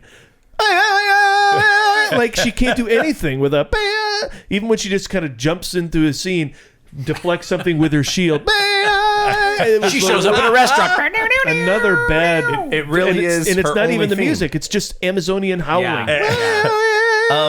I will say, going back to Amazon's using their skills, I thought what you talked about the lassoing the box and then shooting the box, very cool. In addition, Connie Nielsen, the way she rapid fires arrows is very cool as well. It's on par with Legolas for me. If you go back and watch any of the Lord of the Rings, Legolas is just boom, boom, boom, boom, boom. Yeah. And she was doing that, which I just thought was cool. She would actually grab several arrows at the same time and then just nail one. Shoot them off one at a time. Legolas would keep grabbing different arrow. And they all hit. Arrow. I mean, he got loaded up with arrows and he just shrugged them off. Yeah. Yep. Steppenwolf's entrance. This is one of my major problems with the film. And I touched on this earlier. I felt the same way when I saw this in the theater because Thanos has so much gravitas at every given moment, right? You feel that character. I know that character's not real. They made that with CGI. Right. But part of it is the voice of Josh Brolin being as awesome as it is. He's not rushed with anything that he says. It's all matter of fact. And it's grounded, and this is what he does, and I'm going to destroy the universe for the betterment of the universe. And then you bring in somebody great, Kieran Hines, who's got a great voice. And you alter it so he talks like Megatron the entire time. I'm like, why? That sounded like Gollum. It was like if Gollum and Megatron had a baby. Yes, exactly. Well, it's interesting that Steppenwolf and Darkseid sound the same. Darkseid, yes, Steppenwolf. Like this is true. One of them could sound a little different. 100%. Why cast two actors? Yeah, Ray Porter, I think, right? The other guy. But I think they could. Yeah, he couldn't exactly go, hello, Steppenwolf, my master. Well, you're doing a great job down there. Here's the thing, can't be though. too different, but they're very much the Maw,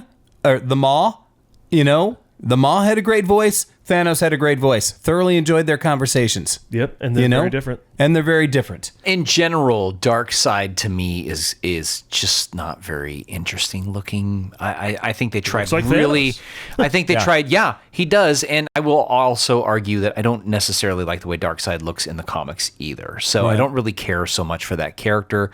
It's very tough to change the bad guy sound of the voice, right? Like what does the bad guy sound like? To Paul's point, like you're not gonna be like, "Oh, hey, how you doing?" It's just like that. Like it's not gonna be that. Right, not that you would want it that anyway. But to your point, I think it could just be someone with a normal, good sounding voice. I think that's where you just like you cast someone. Did we have and you to trust their voice? Yeah. Did we?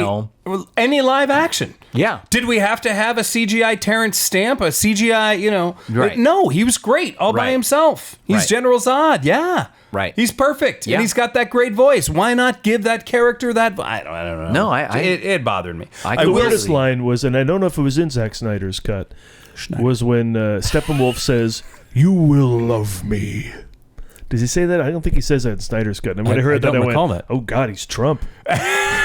Desperate for our love. I will say this. I did appreciate the backstory that they gave him in the Snyder cut of just like, this is a guy who's trying to get back into the good graces I agree with that. Darkseid. And I did appreciate that. I wasn't wild about how they presented it because they held on him a little too long. And I thought, is he supposed to be a tragic figure? Are we supposed to care for this guy? But, I like the backstory. I just wasn't wild about how they did it. I don't believe they chop his head off in the first one too, because there's no dark side at all.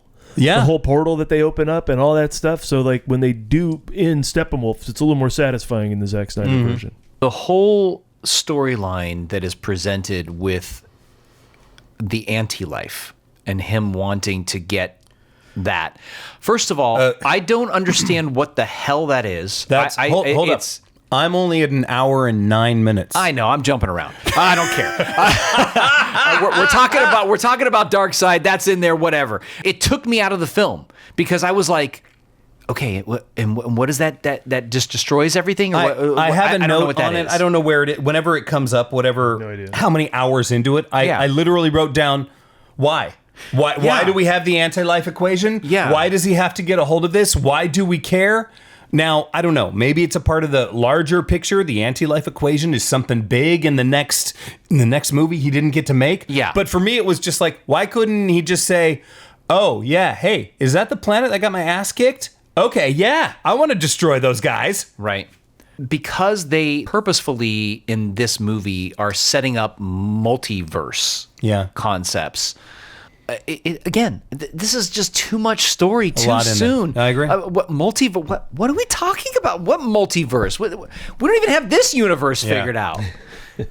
This is where I started to fall off. It was at the hour mark because once again, I was loving it right up until then. And I'm not even saying I disliked a lot of this stuff. I really did. There are many things in here that I liked. But I put at an hour and 9 minutes, we get a 20-minute backstory on the mother boxes. And I'm like, do we need 20 minutes of this?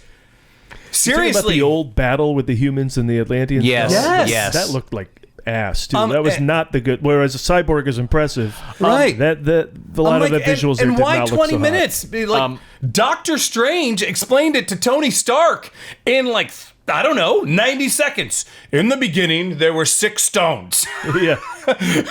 To your point about the CG, one of the reasons why the Snyder cut, the gray version or whatever that's called, exists is because A, he felt like he wanted it to be in black and white, but B, by it being in black and white, it masks some of the bad CG. Oh, interesting. And so that was Flash should have been in black and white too. Yeah. Oh my god. My very next note was, once again, Steppenwolf has no gravitas. It just makes me want to watch Endgame again so I can watch Thanos. Yes. Yeah. Here's the thing. Infinity War even more. That's more his movie. I will say, I know we always talk about the Avengers movies, and then I always make you guys go crazy because I say something that. But what I love about the Thanos character is the motivation of that character is grounded in a very interesting point of view. And even though you don't agree with it, you understand the motivation of that character. Yes. I still feel like, to me, it looks very CG in those movies. I think he sounds good, and I think they did a good job with him. Yeah, I do. I've never felt that way. Yeah, I still feel like he looks looks like a very CG kind of character. It looks great. It doesn't look organic to me. Like Martian Manhunter just looked terrible. Yeah, I agree. Well, I agree with that. And unnecessary. Did he have to come in? 100% unnecessary. He's so unnecessary. I've seen this movie before, and I said, Martian Manhunter's in this movie? I get maybe showing up at the end, but pretending to be Martha Kent and undercutting an entire heart-to-heart, that was meaningful. Yes. All of that to go, you should really be a reporter again. Martha Kent can tell her that. Right. And we're done. Right. She should have. Martian Manhunter to do that. And then later on, when they meet in the wheat field with Superman, they go, "Oh, I'm so glad I'm a reporter again, like you told me I should be." Right. What? Yeah. You told me I should be a reporter. Well, maybe it's Martian Manhunter I did? at that point, too. Yeah, exactly. Yeah. Wait, I forgot that dialogue. That happens? Yeah, No. later on. Oh, no. But it should have. It should have later on when they're at the house. All right. Okay. I did like the fact that I like the chapters. I thought that was good. I was like, you could have turned this into a series. You released it as a 4-hour movie, but you could have done this in 45-minute sections week to week. And I think you would have had people watching. Gives you a chance to get out. I like the idea that he did it. I didn't necessarily find it particularly memorable. Gotcha. Like, I can't go, I liked chapter No? Yeah, I don't know that they're all memorable enough for me to go, but I did like the idea of it because I like if you're gonna, especially if you're gonna have a big movie like this, I like it being broken up into sort of smaller items because now you're like, okay, great, yeah. I appreciated, though there was too much of it, the backstory of Cyborg. I was like, okay, we have a tragically, sad character here with major dad issues, who Batman seems to have major dad issues, and then Flash's dad is in jail, so he's got some dad issues, and I was like, and Aquaman doesn't want to follow in the footsteps of his, so he's got dad issues. It's like I'm sensing a theme. Zach, are you trying to tell us something? Yeah. Cyborg is humorless, so he fits in perfectly with a 100% Snyder movie.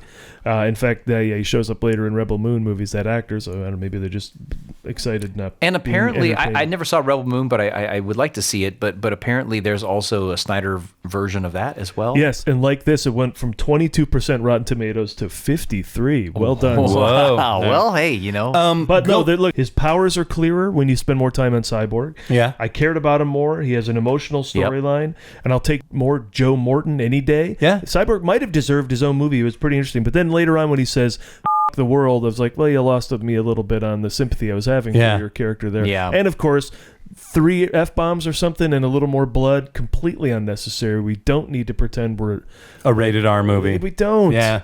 I agree. It's dark enough. Yeah. I will say, going back to, even though I don't like Ezra Miller and Ben Affleck being the best part of this, I appreciated the humor that both of them brought to this film. I mean, I almost feel like you can't deny that, like whatever your personal feelings are about him and how idiot he is in real life. Yeah, no, he's talented. He his work as an actor in this is very good. I mean, he's very believable. To your point, Paul, he's endearing, right? Like, you're kind of rooting for this, like, and he's kind of quirky and strange, and he adds a different element to everything, that sort of youthful, like, oh my God, we're in this, and oh, you have that, and he's very excited, so we kind of get to see it through those eyes. I mean, all that stuff is very, very interesting. Yeah, it's fine, and I appreciated where they went with the character and all that stuff. I still go back to Grant Gustin was right there. And Grant they should have just brought him. They should have just brought him over. The character would be a little bit different, but it would have been fine because they just so nailed it. And they also would have brought a fan base. I agree. That might not necessarily be, Justice League fan base. Flash saving the girl is not in the Whedon cut, where she gets in an accident and he goes out and saves her. Yeah. But again, here we go. We're gonna slow it all down. And put some song in there. I don't even know what the hell song is this. Slowing it down in that and then section. There's like a slow mo of a sesame seed coming off of the butt. Stop it. Yeah. It's good to give the Flash, a reason to save the girl and show that he wants love and he wishes this may get him something, because he's an outcast. He doesn't have any friends, and then they ruin it with all his nonsense. Yeah, I agree. Then we get into some pointless stuff. Cyborg goes and buries the mother box in his mother's grave. Yeah, what is that about? For no reason. I mean, to get it away, obviously, but it's not like it stays there. The very next time we need the mother box, he's just holding it. Yeah, I went and got it. It's like, oh, okay, all right. More. And then this was my next note. Meanwhile, in Atlantis, Mira forms large air bubbles every time she has to talk to someone. The weirdest thing about that is they attack Atlantis and Steppenwolf and the parademons, and they take out a bunch of people, and they take their mother box, and they go. She creates a big air bubble, and she's like, so, you're back. And he's like, yeah, but they got a little urgency about the box, maybe? We just lost the box, by the way. He just, they get caught up, and he's like, I'm out of here. This made me realize a missed opportunity. But one of the cool things about Aquaman that to me was always cool was when he was in the water, the whole like sending out the signal, the sonic, the sonic signal. We don't use that at all. He uses it in the Solo movie, though, right? I mean, that's how does he? He does. Rounds the troops of sea creatures to attack. Okay, all right. Think. Well, I mean, I think a missed opportunity. Out of all the Aquaman powers, that was one of the ones that was always cool, and we didn't have that at all. J.K. Simmons' entrance of him as Gordon. He's great. Yeah, he's great in everything, but yeah, he's great in this. He's fantastic. I mean, he's great. Jeffrey Wright's great. Oldman is still the pinnacle, in my opinion. Yes, 100%. Then we get to our first action sequence as a team. Right. Which they took out my favorite line of the entire thing for the Zack Snyder version, Which is? which is Batman giving advice to the Flash. Go in, save one person. And you'll know what I was like, this is the best line in your entire movie, and you take it out? I don't know. Was it a Joss Whedon thing? I don't know. But that has always been one of my favorite parts that I've gone back to about what makes this movie good, and they took it out. That's interesting. You're right. Yeah. I didn't notice that, but I wrote it down about how I enjoyed that line. Yeah. In the Whedon cut. Yeah. And we have this whole action sequence, and the sequence is fine. But we have the crawler. Once again, for no reason at all. I'm told that the whole reason for it was actually just for toys. They needed Batman to have toys. So that's why we have the crawler. That's why we have the transport, because the transport does absolutely nothing. Should have been a Batwing. Yeah, it does. It literally does nothing. You're like this whole thing of like, we got to get this thing to fly. He's like, well, even the crawler. He's like, Alfred, send me the crawler. He gets the crawler. Oh, okay. It's pretty cool. We don't put people in it to get them away. We just use the crawler to shoot at Steppenwolf, and then Steppenwolf destroys it, and we get out of it. What? Yeah. And then Cyborg says, fix it. And then he does. Yeah. It starts to fall apart there. No reason at all. I will say in all that, it was a very cool reveal of Aquaman, because I was not expecting him to show up in the fight. They say, where are we? Beneath Gotham Harbor. And then who comes in to save the day? The water guy. Okay. Yeah. That was cool. Well done. Yeah. I dug that. Yeah. But still no need for the crawler. No, I agree. Pretty cool. I will say the crawler was fun. The bat jet or whatever that thing was less fun. It was a lot less fun. There's the crawler we didn't need, because in the end of that sequence, what happens? Cyborg connects to it, and we have our funny line with Jeremy Irons when he's like, I got this, Alfred. And he's like, I'm sorry, do I know you? Just a great line. Yeah. But then they get in the crawler and they leave. And I'm like, every single one of you can get out of this thing really easy, except Batman. Flash can run up, Superman can jump, Aquaman can jump, big guy can fly, Cyborg can fly. Why are we taking the okay, whatever. Okay. But it's the same thing at the very end. They literally all get into that plane so they can fly away.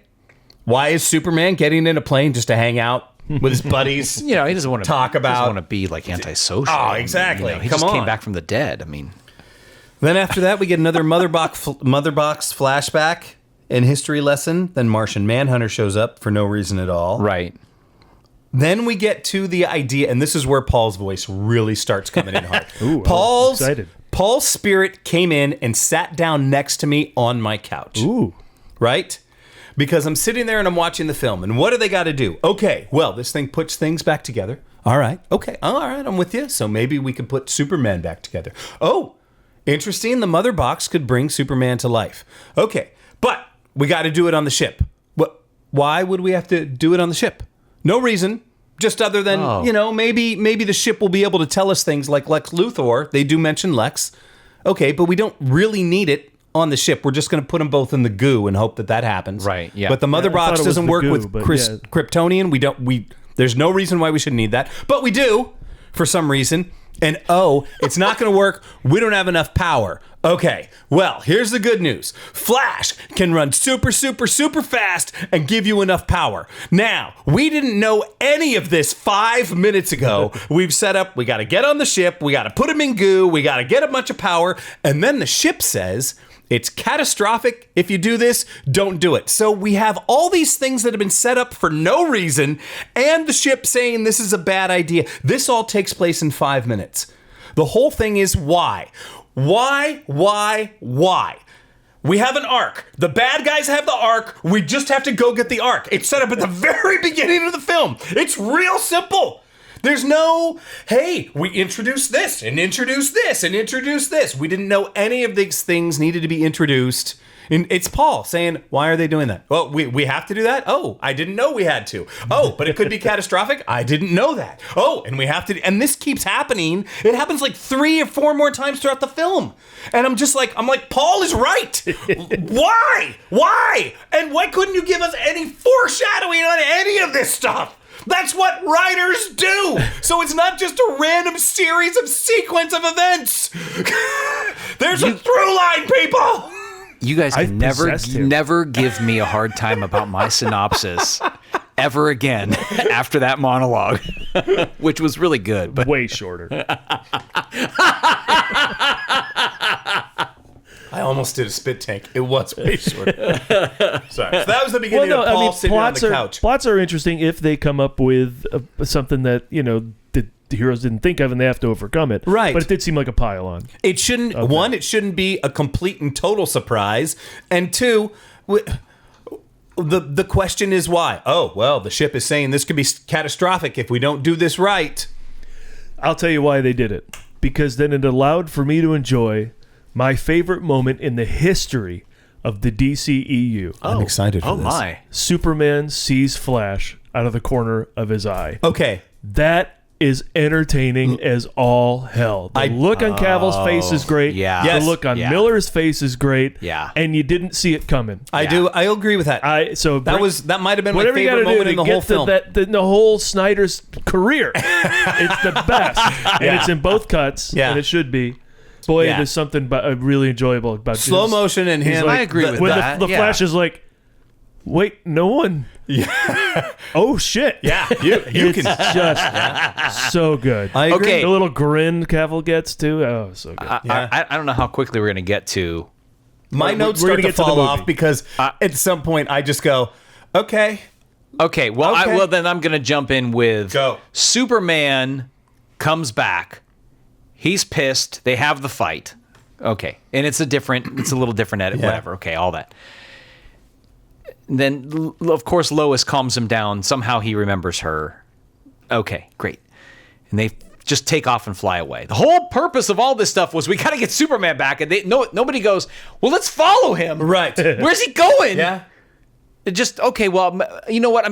I'm going to just say he's probably going to come back. Right. We're going to slow this down. We're going to let him go have a couple of moments you know and what? just hang out. Clearly, he needs to breathe a little bit Right. because he hasn't been for how long has he been dead for? Right. You know, There is a guy who's going to destroy the world, but we'll just let him have you his know what? moment. It's okay. It's okay. You know, we all have our moments. And then he goes off and he has this thing with Lois, and then of course Mom comes and they have their moment and all this stuff, right? And then and I know I'm jumping, but whatever. And then we finally see him. And he's in a black suit. He's in a black Superman suit. Yeah. Which people supposedly wanted. It's from the comics. So they it's wanted from that. so it's from the after comics, and resurrection of Superman. and the reason I'm bringing this up is because for me, I was like, But it was never shot that way. That was all digitally I know, altered. even down to the final shot of the movie. which by the way is amazing. Again, to your point, Paul, we can do anything in the movies now, which is awesome. First of all, for me, a little disappointing not seeing him in his Superman colors. But secondly, immediately going, why is he in this? And not knowing for the rest of the movie. So the reason I'm bringing any of this up is in my research, it came up that according to the comics, Yeah. the dark suit is actually Kryptonian. And it allows him to absorb the power of the sun like in a deeper, faster way. Kryptonian black attracts heat. I mean, that all Right. makes sense, Come on. 100%, Right. and that's I learned that literally in what college. that's literally what I was thinking too. I'm costume like, designer I'm told like, me you that. mean black attracts heat? Yes. Oh, okay. But this was what they gave as the explanation as to why, because he in the comic he wears it also to, I guess, to like sort of heal faster or whatever. Which would make sense if you were dead and you want to heal yourself a little bit. Okay, now that makes a little bit more sense. And there is a shot where he flies up and he faces the sun. It's a glorious shot. Yeah. It's a beautiful shot. And I guess in that moment, if I'm a comic book person and I know this reference, I go, huh, yeah, this is awesome. But for me, I'm like, What? what's happening now? Yeah. Anyway. During the fight scene of Superman, at one point when they're trying to calm him down, Cyborg's defense system takes over Yes, I don't understand this. What? Yes. Where has this been? I have an uncontrollable... For the entire film! I have an uncontrollable defense system that just goes off and I can't stop it. Yeah, they left that out of the monologue about how he can control the nuclear arsenal Yes. and decide the fate of the stock That's what I'm exchange saying. and all It's just that. like, Right. There's we- another thing you can't control. You're just going to shoot people. We keep Right. getting these things of just like, That's a good oh, one. this is Yeah, a giant good point. roadblock, but we have to get past it. Okay. I was not there next to you for that. I should have been. You should. Oh That's no, a I good was one. right there going like, Paul, do you get this? Honestly, that is a good poll because even if you like the drama that they've set up and the stakes or whatever you think, right? At that moment, I just feel like anybody's like, huh? Yeah. He has powers that he can't control? Right. But he can control all this other stuff? And why is he seeing now the premonition visions of the future of everybody being dead? Isn't that Batman's thing? Maybe it's contagious? If he's asleep. Right? Yeah. Right. Batman's thing. Okay. So while he is sitting there and flashes, and they're bringing him back to life, more- and he's connected to the mother box. The Snyder Moore principle. Right. Okay. Right. Yeah. Yeah. Yeah. And then why did his dad have to die? Because it's remote control, right? So it would have worked on the other side of the glass. The way they built it. Oh my God. Well, I immediately... I turned to you on the couch. I'm like, Paul, why did his dad have to die? And you said, because they have to do it. Well, I thought when he went in there, I thought, oh, it's some sort of safe room. And it's super powerful, so he can't like get into, no. He just has to do that. Yeah. That doesn't make any sense. And of course, he lives in the Joss Whedon version. Correct. Yeah, and they're reunited at the end, and it feels so good. Right. And then okay, so It's just pointless for him to die. So dad dies, and then all right, how are we going to stop him? Well, we introduce all this new information. All right, the mother boxes are all going to blend together. So we got to separate them, but we got to separate them from the inside. So we got to go to Chernobyl or wherever it was, and Cyborg has to be the one to connect to these boxes. But once again, he needs a jolt from Barry in order to do this, to separate them. And it's just like 10 minutes ago, we didn't know we haven't known any of this information the entire time. And once again, why? Well, just because we have to. Oh, okay, so now we're off to the races with this, and now we have a plane that we're all going to fly in on, even though no one needs it but Batman. No, Aquaman needs it. He can jump really far. I mean, that's true. And he could have swum. He could swim to at least the continent. He could have at least swam to the continent. And then Ma Kent, who apparently was somewhere else, drives back to the... We saw her driving to Metropolis, but it wasn't actually her that was in Metropolis. Or are we to believe the Martian Manhunter was her in the truck driving to Metropolis? Has it been her since Man of Steel as Martian Manhunter? I don't know the answer. Boy, that's deep. That's a deep cut. I don't know. Meanwhile back in Smallville, the muted colors of Superman on his flannel. This is Zack Snyder for sure. And then she drives back to Metropolis.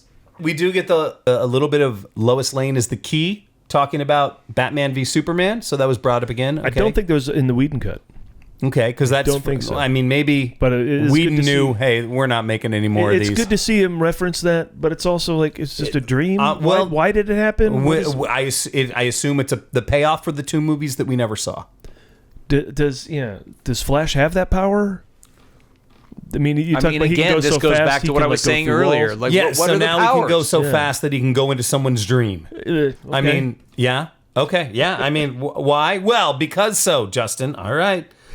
And now Barry has to run faster than ever before to propel Victor into the Unity, and it could be catastrophic, but we have to do it.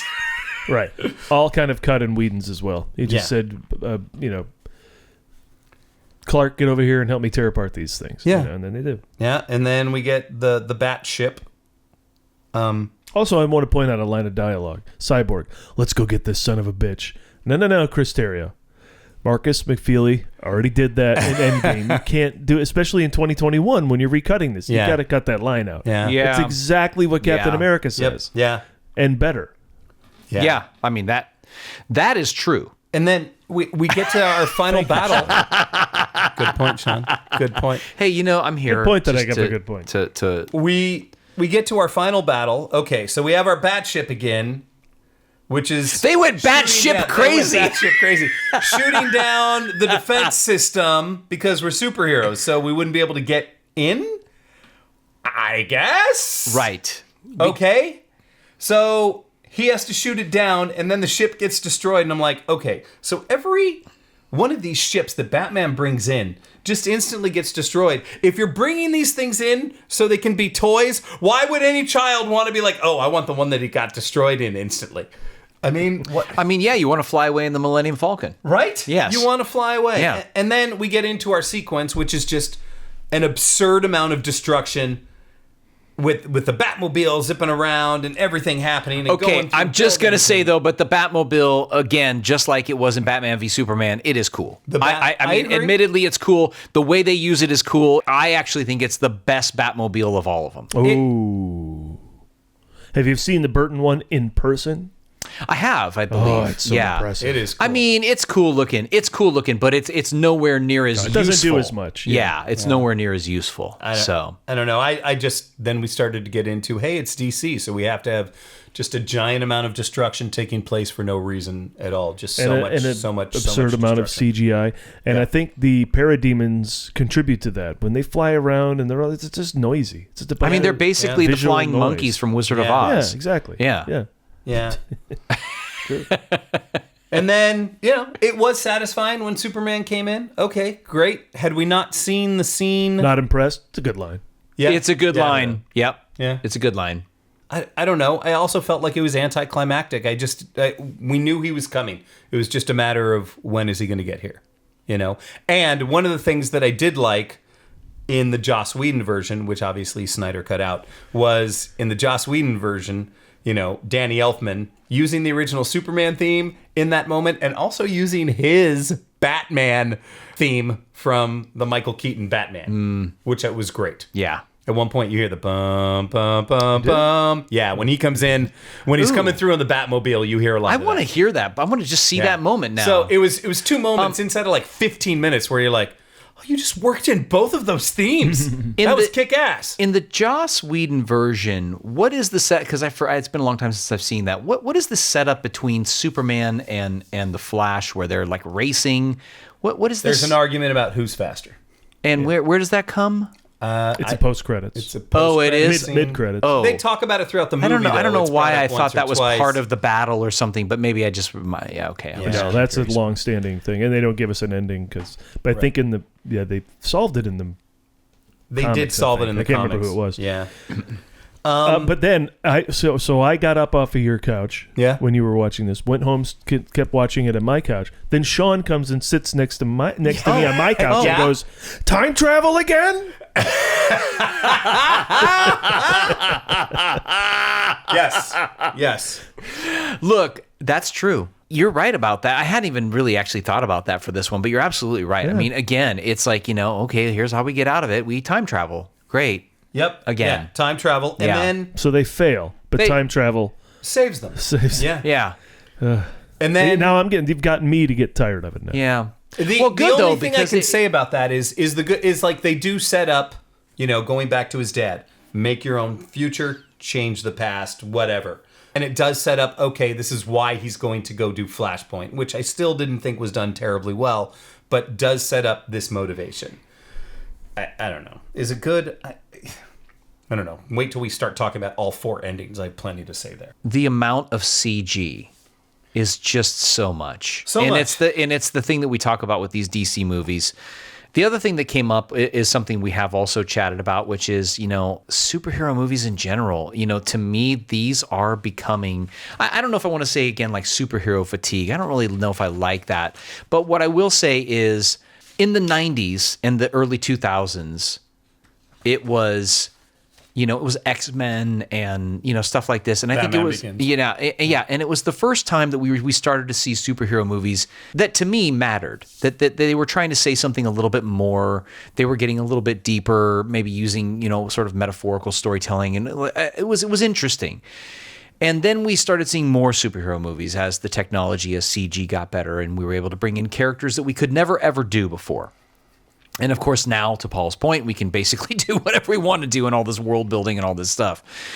And I won't say it's superhero fatigue necessarily, but these are to me becoming like comic books, where you go and you read the story and you either enjoy the story that you've been They're able to. They're becoming more popcorn than meat. Yeah. I mean, I agree. and look, I think it's really hard to keep doing. I'm always surprised at how well Marvel is able to do it. Every time I go to a Marvel film and I go, I don't know, I'm really kind of getting done with these movies, and then I watch a Marvel movie and I go, yeah, they kind of made me care again. That's a really amazing ability to do that. But DC just always kind of doesn't quite hit that mark. What I do want to ask... Did you see Thunderbolts? Yeah. Yes. Ended in a hug. Haven't seen that before. Yeah. Yeah. Well, and what I do want to ask, tying this into our Superman series, is, did we feel that the new Superman, as opposed to like this Zack Snyder, version, like did this bring DC out of this feeling of like, it's just another comic book? It did for me. It did for me. I enjoyed that film. I saw it twice. I still think about it. There's so much about it I love. I think so too. I mean, I'll watch it again once it's available on a streamer for free. Yeah. I went over how I think they still have an overabundance of reliance on CG. visual noise, Yeah. and just Yeah. and they don't need it. Yeah. And the monologue was all we're talking about. Yeah. At the end that he gives to Lex. Can we get there? Right? Yeah. Can we just get there? Anyway. Yeah, I just want to bring that up. But otherwise, yes. Yeah. 4 endings. First, the regular ending. We wrap up everything nice with everybody. Then we have another ending where Martian Manhunter meets Bruce. Then we have another ending where we have Deathstroke and Lex. And then we have another ending where we see the Nightmare Premonition. Yep. Which I swear to you was 45 minutes long, but I think it's only something like 13. Yeah. Okay, I want to say one thing about the Nightmare Premonition. The look of it, the performances in it, the whole thing, it's really interesting. It's really cool. There's so much of it that I like. To me, it is another timeline, another universe, another whatever. So it was weird when it came up. I was like, what is happening here? I don't care about any of that. Yeah. The whole scene, I didn't care at all. And what are we doing? I mean, we get Jared more Leto being more Leto. so Leto-y. We just don't Okay, like it. Can now see your choices, Jared. This is your choice isn't backed by anything. Your choice is to be weird, and that's not a choice. Snyder loves that, as I've explained. I had not seen Suicide Squad, so I didn't have much to go on when he came up as Joker in this for me, and I didn't dislike it. I thought it was fine. I don't know what they're doing. I don't know what their mission I don't know what the I don't know point why is they're of all any of together. that. Yeah. I don't know anything. Yeah. I don't know why Vera, what's her name? Mira. Mira. Why is she out of the water, just like you guys were talking Why is about? Vera from Alice there? Why is she kissing Grit? Alice was a television show back in the late 70s, She's early in the 80s. desert, again, with... Wait, we got to talk about this Martian Manhunter thing for just a second. I feel like we did, but go We ahead. did, but the level of unnecessary for the Martian Manhunter, for the ending and the other stuff too, is just in general. But again, there's so much more to that character. Yeah. But weirdly, like the name Martian Manhunter, and he's like, well, what should I call you? He shouldn't have said that. He should have said John Jones is what he should have said. That would have been so much better because 100%. when he says Martian, some people call me the Martian Manhunter, and I was like, they do? Why? Why?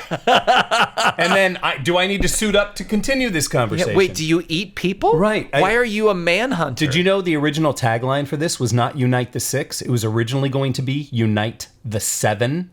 Oh. Yeah. Interesting. Well, that was Miller's old thing, right? Seven Friends. No, that was going to be on this. And I then know, they but ended I'm up saying that they thought that way back then. Yeah. Yeah. The one other thing I want to say about this, there's a moment near the end where Batman says a line about bringing everybody together. And This is why I brought you together. yeah. Yeah. And Ben Affleck does the best college try to make that feel very heartfelt and sincere and wonderful, and he does a great job, but we don't know these characters. We don't know these people, except, I mean, okay, we've had a Wonder Woman movie and we've kind of gotten to know, we haven't really gotten to know this version of Batman because it was Batman v Superman, and then it was, you know what I mean? Yeah. So we really don't know this Batman very well. We don't know Aquaman. We don't know Cyborg, and we don't really know the Flash very well. I mean, what? It just, so much of it is like they're trying to have this, again, we've talked about this before. It was not earned. No. It just was not earned. You're having this dialogue that isn't earned. Just go do the fight, build the characters, do the thing, and let's start to earn this stuff. So I hope that as we move forward in the James Gunn DC universe, that we are able to earn this stuff, that we are able to not just have some good DC character movies, but actually, let's tie some things together. Let's make this a little bit more meaningful. Let's have it have a life, And I got two more final thoughts. First of all, I thought Prism was good for Jesse Eisenberg because on that scene on the boat in the post-credit sequence, he looks very comfortable. This isn't like the goofy, Luther we saw in the previous movie. That was his Darkwing Duck, so you're by the way. saying That was Darkwing Duck right Prison there. was good for Lex Luthor. Sure. Okay. I don't know what's going on in real life. But in the movies, Eisenberg was really relaxed on the couch. Yeah. Like he wasn't doing any of his I nonsense agree. he did in the previous movies. Very focused and control. Yep. And I thought that was a cooler take on Luther. Obviously, I think it always is. Holt played confident. Hackman played confident. So Who was the guy that he was talking to? he brings up Deathstroke. Deathstroke, Okay. otherwise known as Deathstroke the Terminator. And this is a comic I read. I didn't read a ton of DC comics. I read Green Lantern and I read this.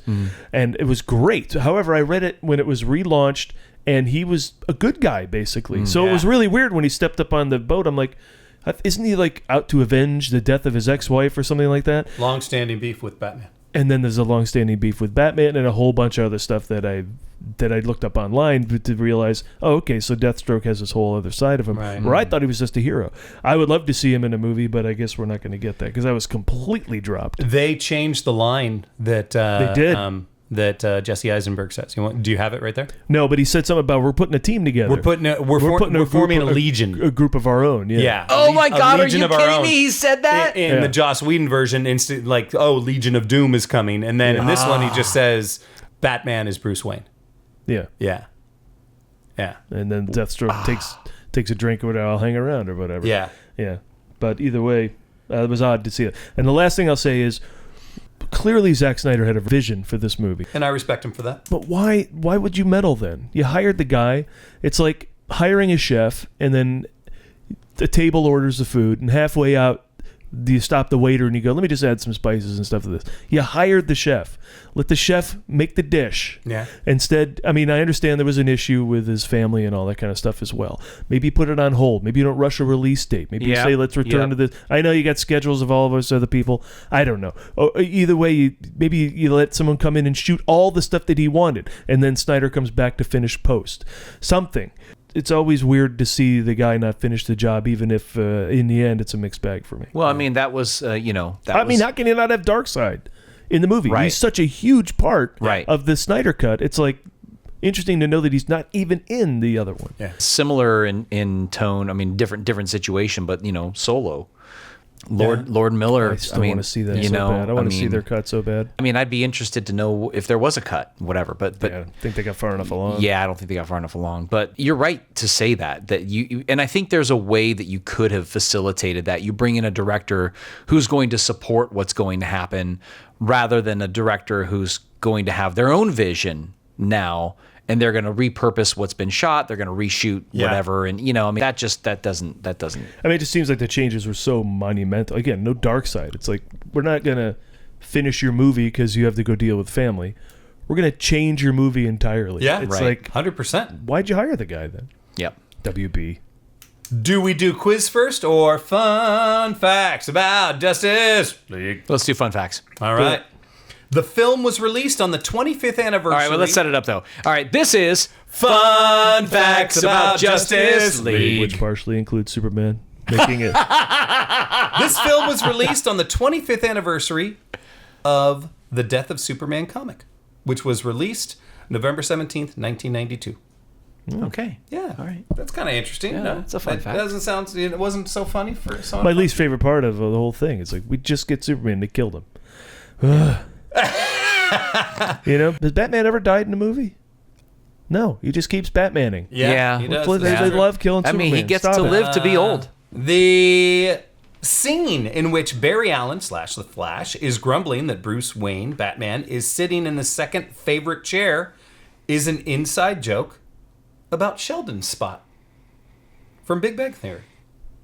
I didn't know because Sheldon, his favorite character is the Flash. Is the Flash. So it's now, you know, Sheldon had always talked about how great the Flash was, and that was his favorite character. And now that somebody's playing the Flash, there's also stuff in the Flash movie which harkens back to Big Bang Theory. That was pretty cool. I like that. Yeah. Yeah, that was a fun fact. Fun fact about Justice League. All right. The bat signal shape is modeled after the Frank Miller Dark Knight bat signal shape. Oh, that's cool. It's very specific. Yeah. It's not just generic. It's not one we've seen before, except it's very specific. It's more like the Batarang. That's a Batarang? Yeah. Would it have come back to him? It's supposed to. It's supposed to be like... Yeah.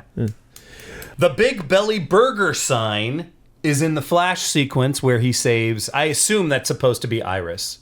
It is. that we're It is. seeing. It It's is. supposed to be- It is. Do we? I don't think anyone says Iris. Or There's anything no like that, I dialogue, assume but yes, it is. It's Yes, it Iris. is. It is. The Big Belly Burger sign is in the background, and that's something that's been in the Flash comics and actually all around DC Comics since the 1980s. That's a franchise that only exists in the DC Oh, world. I love that. Yeah. That, you know what? That is a fun fact about Justice League. And sort of a Central little bit of City? That's the Superman. name of the place? Yeah. Oh my God, we never talked about why it's really stupid that the movie's in 4:3. But never mind. Go Oh, ahead. so true. You're so true. You're right. Especially with the stunning visuals we keep talking about. Yeah. We don't see half of it. I several times I was like, is this going to change? Is this going to change to widescreen? No. And then I was like, Nope. oh, I guess they're intending it to be the those of you at home, the Zack Snyder version is shot like it's IMAX.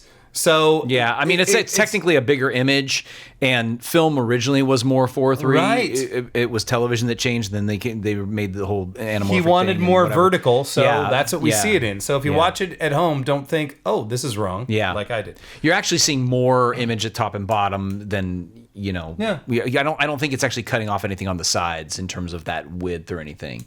They'll look great on your phone, kids. Yes, Yeah. it will. Yeah. Star Lab security badge numbers. One guard's badge number matches the first appearance issue of Cyborg in DC Comics. Huh. DC Comics number 26. Come on. Fun fact That is about a fun Justice League. fact. All right. When the film was shown in Iceland, rather than dialogue being dubbed for film, they used subtitles. For non-Icelandic languages, Jason Momoa's pronunciation of Icelandic is so bad that people in the theaters in Iceland would typically laugh out loud at the two lines that he has in Icelandic. Come on! Oh my Fun facts about Justice League. Yes. All right. Quiz time. All right. Okay, so here's something we haven't done. Okay. Which I think you guys, this Let's is for hear the it. home viewers at home. Yeah. Home viewers? What do you got? Home listeners? Well, I got a home viewer right there. It's a catchphrase quiz. Oh. Okay, very simple. All right. If I were to say up and away, and I listed A, Wonder Man, B, Superman, or C, Captain Marvel, you would say Superman. Superman. All right, so that's what it is. These Okay, are all right, catchphrases. got it. Great Hera is an exclamation from A, Mira, B, Batgirl, C, Wonder Woman, or D, the stylist. I'm gonna go Wonder Woman. Same. That is correct. Wonder Woman, Great Hera. Who is known for saying it's clobberin' time? Oh. A, Hulk, B, Thing, C, Colossus, D, the Ebonics ambassador. Thing. Thank you. You are correct. Who is known for saying, oh, my stars and garters? Not all these are going to be as easy as the last one. Is it A, Beast, B, Captain Marvel, C, Mr. Terrific, or D, your mom? I'm going to say Beast. I mean, my mom used to say that a lot. It is Beast. That is correct. Who says, once again, some of these are really easy. Who says, flame on? Is it A, Firestorm, B, Human Torch, C, Ghost Rider, or D, Coalman Grillmaster? Human Torch, Johnny Storm. That's right. Which hero says, I'm the best there is at what I do? Although I don't know that we've ever heard him say this in any of the movies or TV shows. Is it A, Punisher, B, Deadpool, C, Wolverine, or D, Justin Bowler? I'm the best. I'm the best there is. What is at it? What I do. Deadpool and who else? Just the first three. Punisher, Deadpool, or Wolverine? I'm gonna go Punisher. I'm gonna go Punisher. It's Wolverine. Son of a. I Yeah. didn't know you had that attitude. Which hero says, by the hoary hosts of Haggith? A. Dr. Fate. B. Doctor Strange. C. Doctor Doom. Or D. Dr. Cockton Toasted. John. From Fletch. That's from Fletch, right? I was going to go with Dr. Babar, but yeah. Or Dr. Jellyfinger. Give me the first three again. Dr. Fate, Doctor Strange, Dr. Doom. By the hoary hosts of Haggith. I'm gonna say Dr. Fate. Yeah, I'll go with that. Dr. Strange. Son of a. Sweet Christmas is the trademark exclamation of A. Luke Cage, B. Falcon, C. Steel, or D. Santa. Oh, that's Luke Cage. Luke Cage it is. Yeah. I have the power is shouted by A. Black Adam, B. Wonder Man, C. He-Man, or D. The Mighty Morphins. He-Man. He-Man. He-Man is correct. In brightest day and blackest night. Is it said by A, the Guardians, B, Green Lantern, C, Dr. Fate, or D, the Teeny Weeny Greeny Committee? Is it no one can escape Green Lantern's light? Or no, I forget what In it is. But brightest it's Green day Lantern. and blackest night, in brightest day and blackest night. No. Hori. That's all I can remember right now. I can't remember the other. It's Green Lantern. Green It is Lantern. Green I Lantern. forget. Who says, I'm always angry?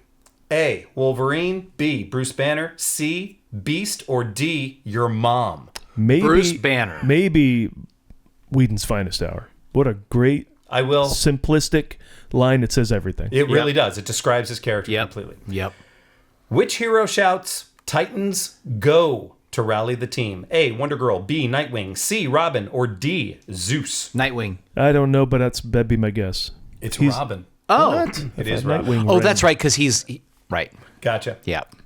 Which hero says, let's get dangerous? A, Moon Knight, B, Super Chicken, D, Darkwing Duck, or D, Danger Man? I'm going to go with Darkwing Duck. Same. It is 'Cause you Darkwing Duck. love That's him. right. Yeah. Time to make the chimichangas. A, Deadpool, B, Booster Gold, C, Rocket Raccoon, or D, Captain Latin America? What's the quote again? Time to make the chimichangas. Oh, that's Deadpool. That's Deadpool. Cowabunga! A, Spider-Man, B, the Teenage Mutant Ninja Turtles, C, Booster Gold, or D, Plastic Man? TMNT. TMNT. Who says it's morphin' time? A, Voltron, B, Ultraman, C, Power Rangers, or D, your mom? Power Power Rangers. Rangers. Also Sean's mom. I'm saying the Power Rangers are Sean's mom. Yeah. Right. She's the Italian Power Ranger. Imperious Rex. She really She is. does. She throws pizzas at people. It's just funny. Imperious Rex is the battle cry of A, Aquaman, B, Namor, C, Black Manta, or D, Dinosaur Dog? Imperious Rex is what? Imperious Rex. That's the battle cry. Aquaman, Namor, Black Manta, or Dinosaur Dog? I'm going to go with Black Manta. Same, because I've never heard this. Namor. Yeah, no idea. Who said you knew the job was dangerous when you took it? A, Cyclops, B, the Wonder Twins, C, Super Chicken, or D, you should know this since we've mentioned it on this very podcast 15 times. What were they again? what were they again? You knew the job was dangerous when you took it. A, Cyclops, B, the Wonder Twins, C, Super Chicken, or D, Super Chicken. Super Chicken. Super Chicken. That's right. That was it. Bam. Okay, final thoughts. Rank them. Final thoughts. Oh, rank 'em? Oh, rank. Rank them. Okay. We do this all right. again. This all is right. the last thing we always do. Oh, wow. Paul, go first. Me? Yes. Superman the movie, Superman 2, Superman. Controversial pick in here. I'm going to put Zack Snyder's Justice League. Oh. Whoa. What? There's enough in there that's good. Yeah? Despite our goofing on Yeah? it. Because I don't know if there's enough that's as good in Superman Returns. So that's next. That's below that. Then then the rest of the Snyderverse. Man of Steel, Batman vs. Superman, then 3, then 4. Okay. Sean? Okay, for me. And I'm not ranking Whedon's Justice League. Right. Yeah. For me, it's Superman, the original Superman movie, Superman 2, Superman, the new Superman movie, Man of Steel, Superman Returns, Batman v Superman, Justice League, Superman 3, Superman 4. Cool. Okay. And I want to point out that I do think Superman 3 is a better movie than Superman 4. I don't think anyone disagrees with you on that. I mean, it's not by much. Yeah. But there's a few scenes in Superman 3 that call. are actually Here's the thing. interesting. Now you make me think about it. Superman though. 3 makes sense. But More I mean, so that's a than jump. Superman Okay, 4. I'll give you. But Superman 4 has Hackman. Yeah. So I don't know. Well, but it's not. Yeah, it does. But yeah. Anyway, so that's mine.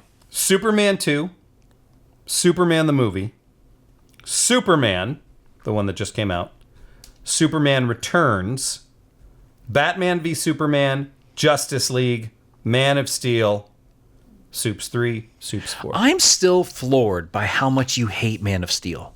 I'm just floored by that because aside from my personal connection to that film, just as a storyteller, I do feel like that film, I don't know, I feel like it has, I don't know, I feel like it's a good story. I don't know. I think Zack Snyder did a fine job. All right. And who gets the last laugh? The Snyder bots. Because if you remember, the Oscars had their Oscars cheer moment in 2022 were voters' choice for like the biggest moment in movie history. Oh. And we all tuned in to find out what it was. And it's Flash enters the Speed Force from Justice League. Oh, right. That was the dumbest So it's thing like, ever. Everyone went, what? And What? so the Snyder bots Oh, got yeah. on there and just loaded that thing up for him to win. Yeah. Because Interesting. Army of the Dead won Best Film that year or something like that. Right. I popped by people's vote as well. Oh, that's interesting. Yeah. All right. There it is. There it is. What do we got coming up next? So next we're gonna do Tron Ares. Yes, which and- I have to say I'm really excited. I know there's only a couple Tron movies. I'm excited about revisiting them. I haven't seen the original Tron film in a while. I do think I saw it a little bit ago, but I hadn't seen it. So I'm looking forward to seeing that again. And I do like Tron Legacy. I think it's at least visually and oddly enough the score. I mean it's great. Score is incredible. The score is incredible. So. I think the idea of the world of Tron entering the real world is a fascinating one. I think Yeah. it's gonna, I Yeah. agree. Yeah, but seeing Leto as the Joker, even for as much as I did in Justice League, now I'm less excited about Tron Ares. 100%. But still, I don't need Jared looks like he Leto. didn't say much. Yeah. Like he Can has I to ask? play a Because computer. I don't not really familiar with Jared Leto in terms of his work. Like, what do people not like about him? He's obnoxiously method Right. to results that aren't great. Yes. Oh, okay, okay. You know, He Daniel thinks he's Day-Lewis's Joaquin method. Phoenix, and he's not Joaquin Phoenix. Oh. He's just a guy who was great in Dallas Buyers Club. I'll give him his due. Like, Yeah. he's fantastic in that film. And Requiem for a Dream. Yes, but it's just like his Joker was awful, and then when fans didn't like it, then he started talking trash to the fans, saying you don't know what's good, and no, I'm gonna keep doing this and doing what I do, and it was just like, Oh, why are you no. fighting with people about this? Yeah. Oh, that's too He's just a bad. generally obnoxious Yeah, dude. he's obnoxious. I didn't and a know, so jackass thank you and for all letting that me stuff. know. I'm sure in Yeah. person he's a very nice, wonderful guy if he wants to come on the podcast. There you Of go. course, we'd love to have him. Yeah, absolutely. Okay, so are you guys excited about watching the Tron movies again, Yes. or how do you feel about those? I recently watched the first one. And, I mean, like a month and a half ago. Oh, wow. I will watch it again. It's fun. Yeah. It's everything that I remember. It's a little slower. You know, it's a 70s movie. It feels slow. It feels that way. but, I mean, I remember even as a kid being like, I love Tron, but there's a moment where you're like, God, this is long. Yeah, and then Yeah. I'm interested to see what Tron Legacy is like because I saw it once. Oh. and I didn't like it. I'm in your so, boat. wow. We'll Okay. see how I don't remember this it. time I around. didn't remember Justice League either. So All right. Yeah, there it'll you be, go. these are good to see again. And then right. after that, we got Avatar, right? Yeah, We'll do the third which Avatar. so seeing that trailer happened before Fantastic Four. There's a trailer out for the new Avatar. There yeah? is. It's I haven't- online now. Yeah, I haven't watched it. And I'll just say this: I really respect James Cameron. I really like, I like him as a filmmaker. I just don't. I don't know what it is. I just don't get these movies. I don't get why there's another one. I'm watching it and I'm going, this looks beautiful and it looks a lot like the first one, which I feel like looked a lot like the second one. So, but I didn't see the second one, so I'm interested to do our Avatar one because I didn't watch the second one. The second one explores the undersea world of Pandora, and it explores family more. But and the third one looks like it explores another. I don't know if you know this, but Paul hates families. I don't like families. This one will explore another clan of Pandora that I think has a lot to do with fire, volcanoes, etc. So they're exploring more lands of Pandora. Right. Interesting. All right. Well, that's it for Countdown to 9, the Countdown movie show. We counted down to the new Superman. I think we all liked it. So if you haven't seen it, go out there and check out the new Superman movie. I think it's still available. Oh, by the way, one final thing I want to say about the new Superman movie. Yeah. I know someone who saw it in 4DX. Now, do you guys know what 4DX is? Yes. That's how I saw Ready Player One. Oh, that's awesome. Okay. Oh, I bet that was great. I bet it was awesome. Pretty cool, yeah. I didn't know that 4DX, like the chairs literally move and things like that. It was a younger person who saw it, and he literally was like, this movie changed my life. So look, anything that gets people to go to the movies, I'm for. So go see it however you can see it. And the POV flying sequences in a moving seat got to be a lot of fun. Oh, I would imagine. Yeah, 100%. Star Tours. So, hey, Paul, where can people find us? You can go to themovieguys.net or just search the Countdown Movie Show literally everywhere you listen to a podcast. And we're also on YouTube as well. All right, fantastic. Well, that's it for the Countdown Movie Show. We'll see you next time. Bye. Late.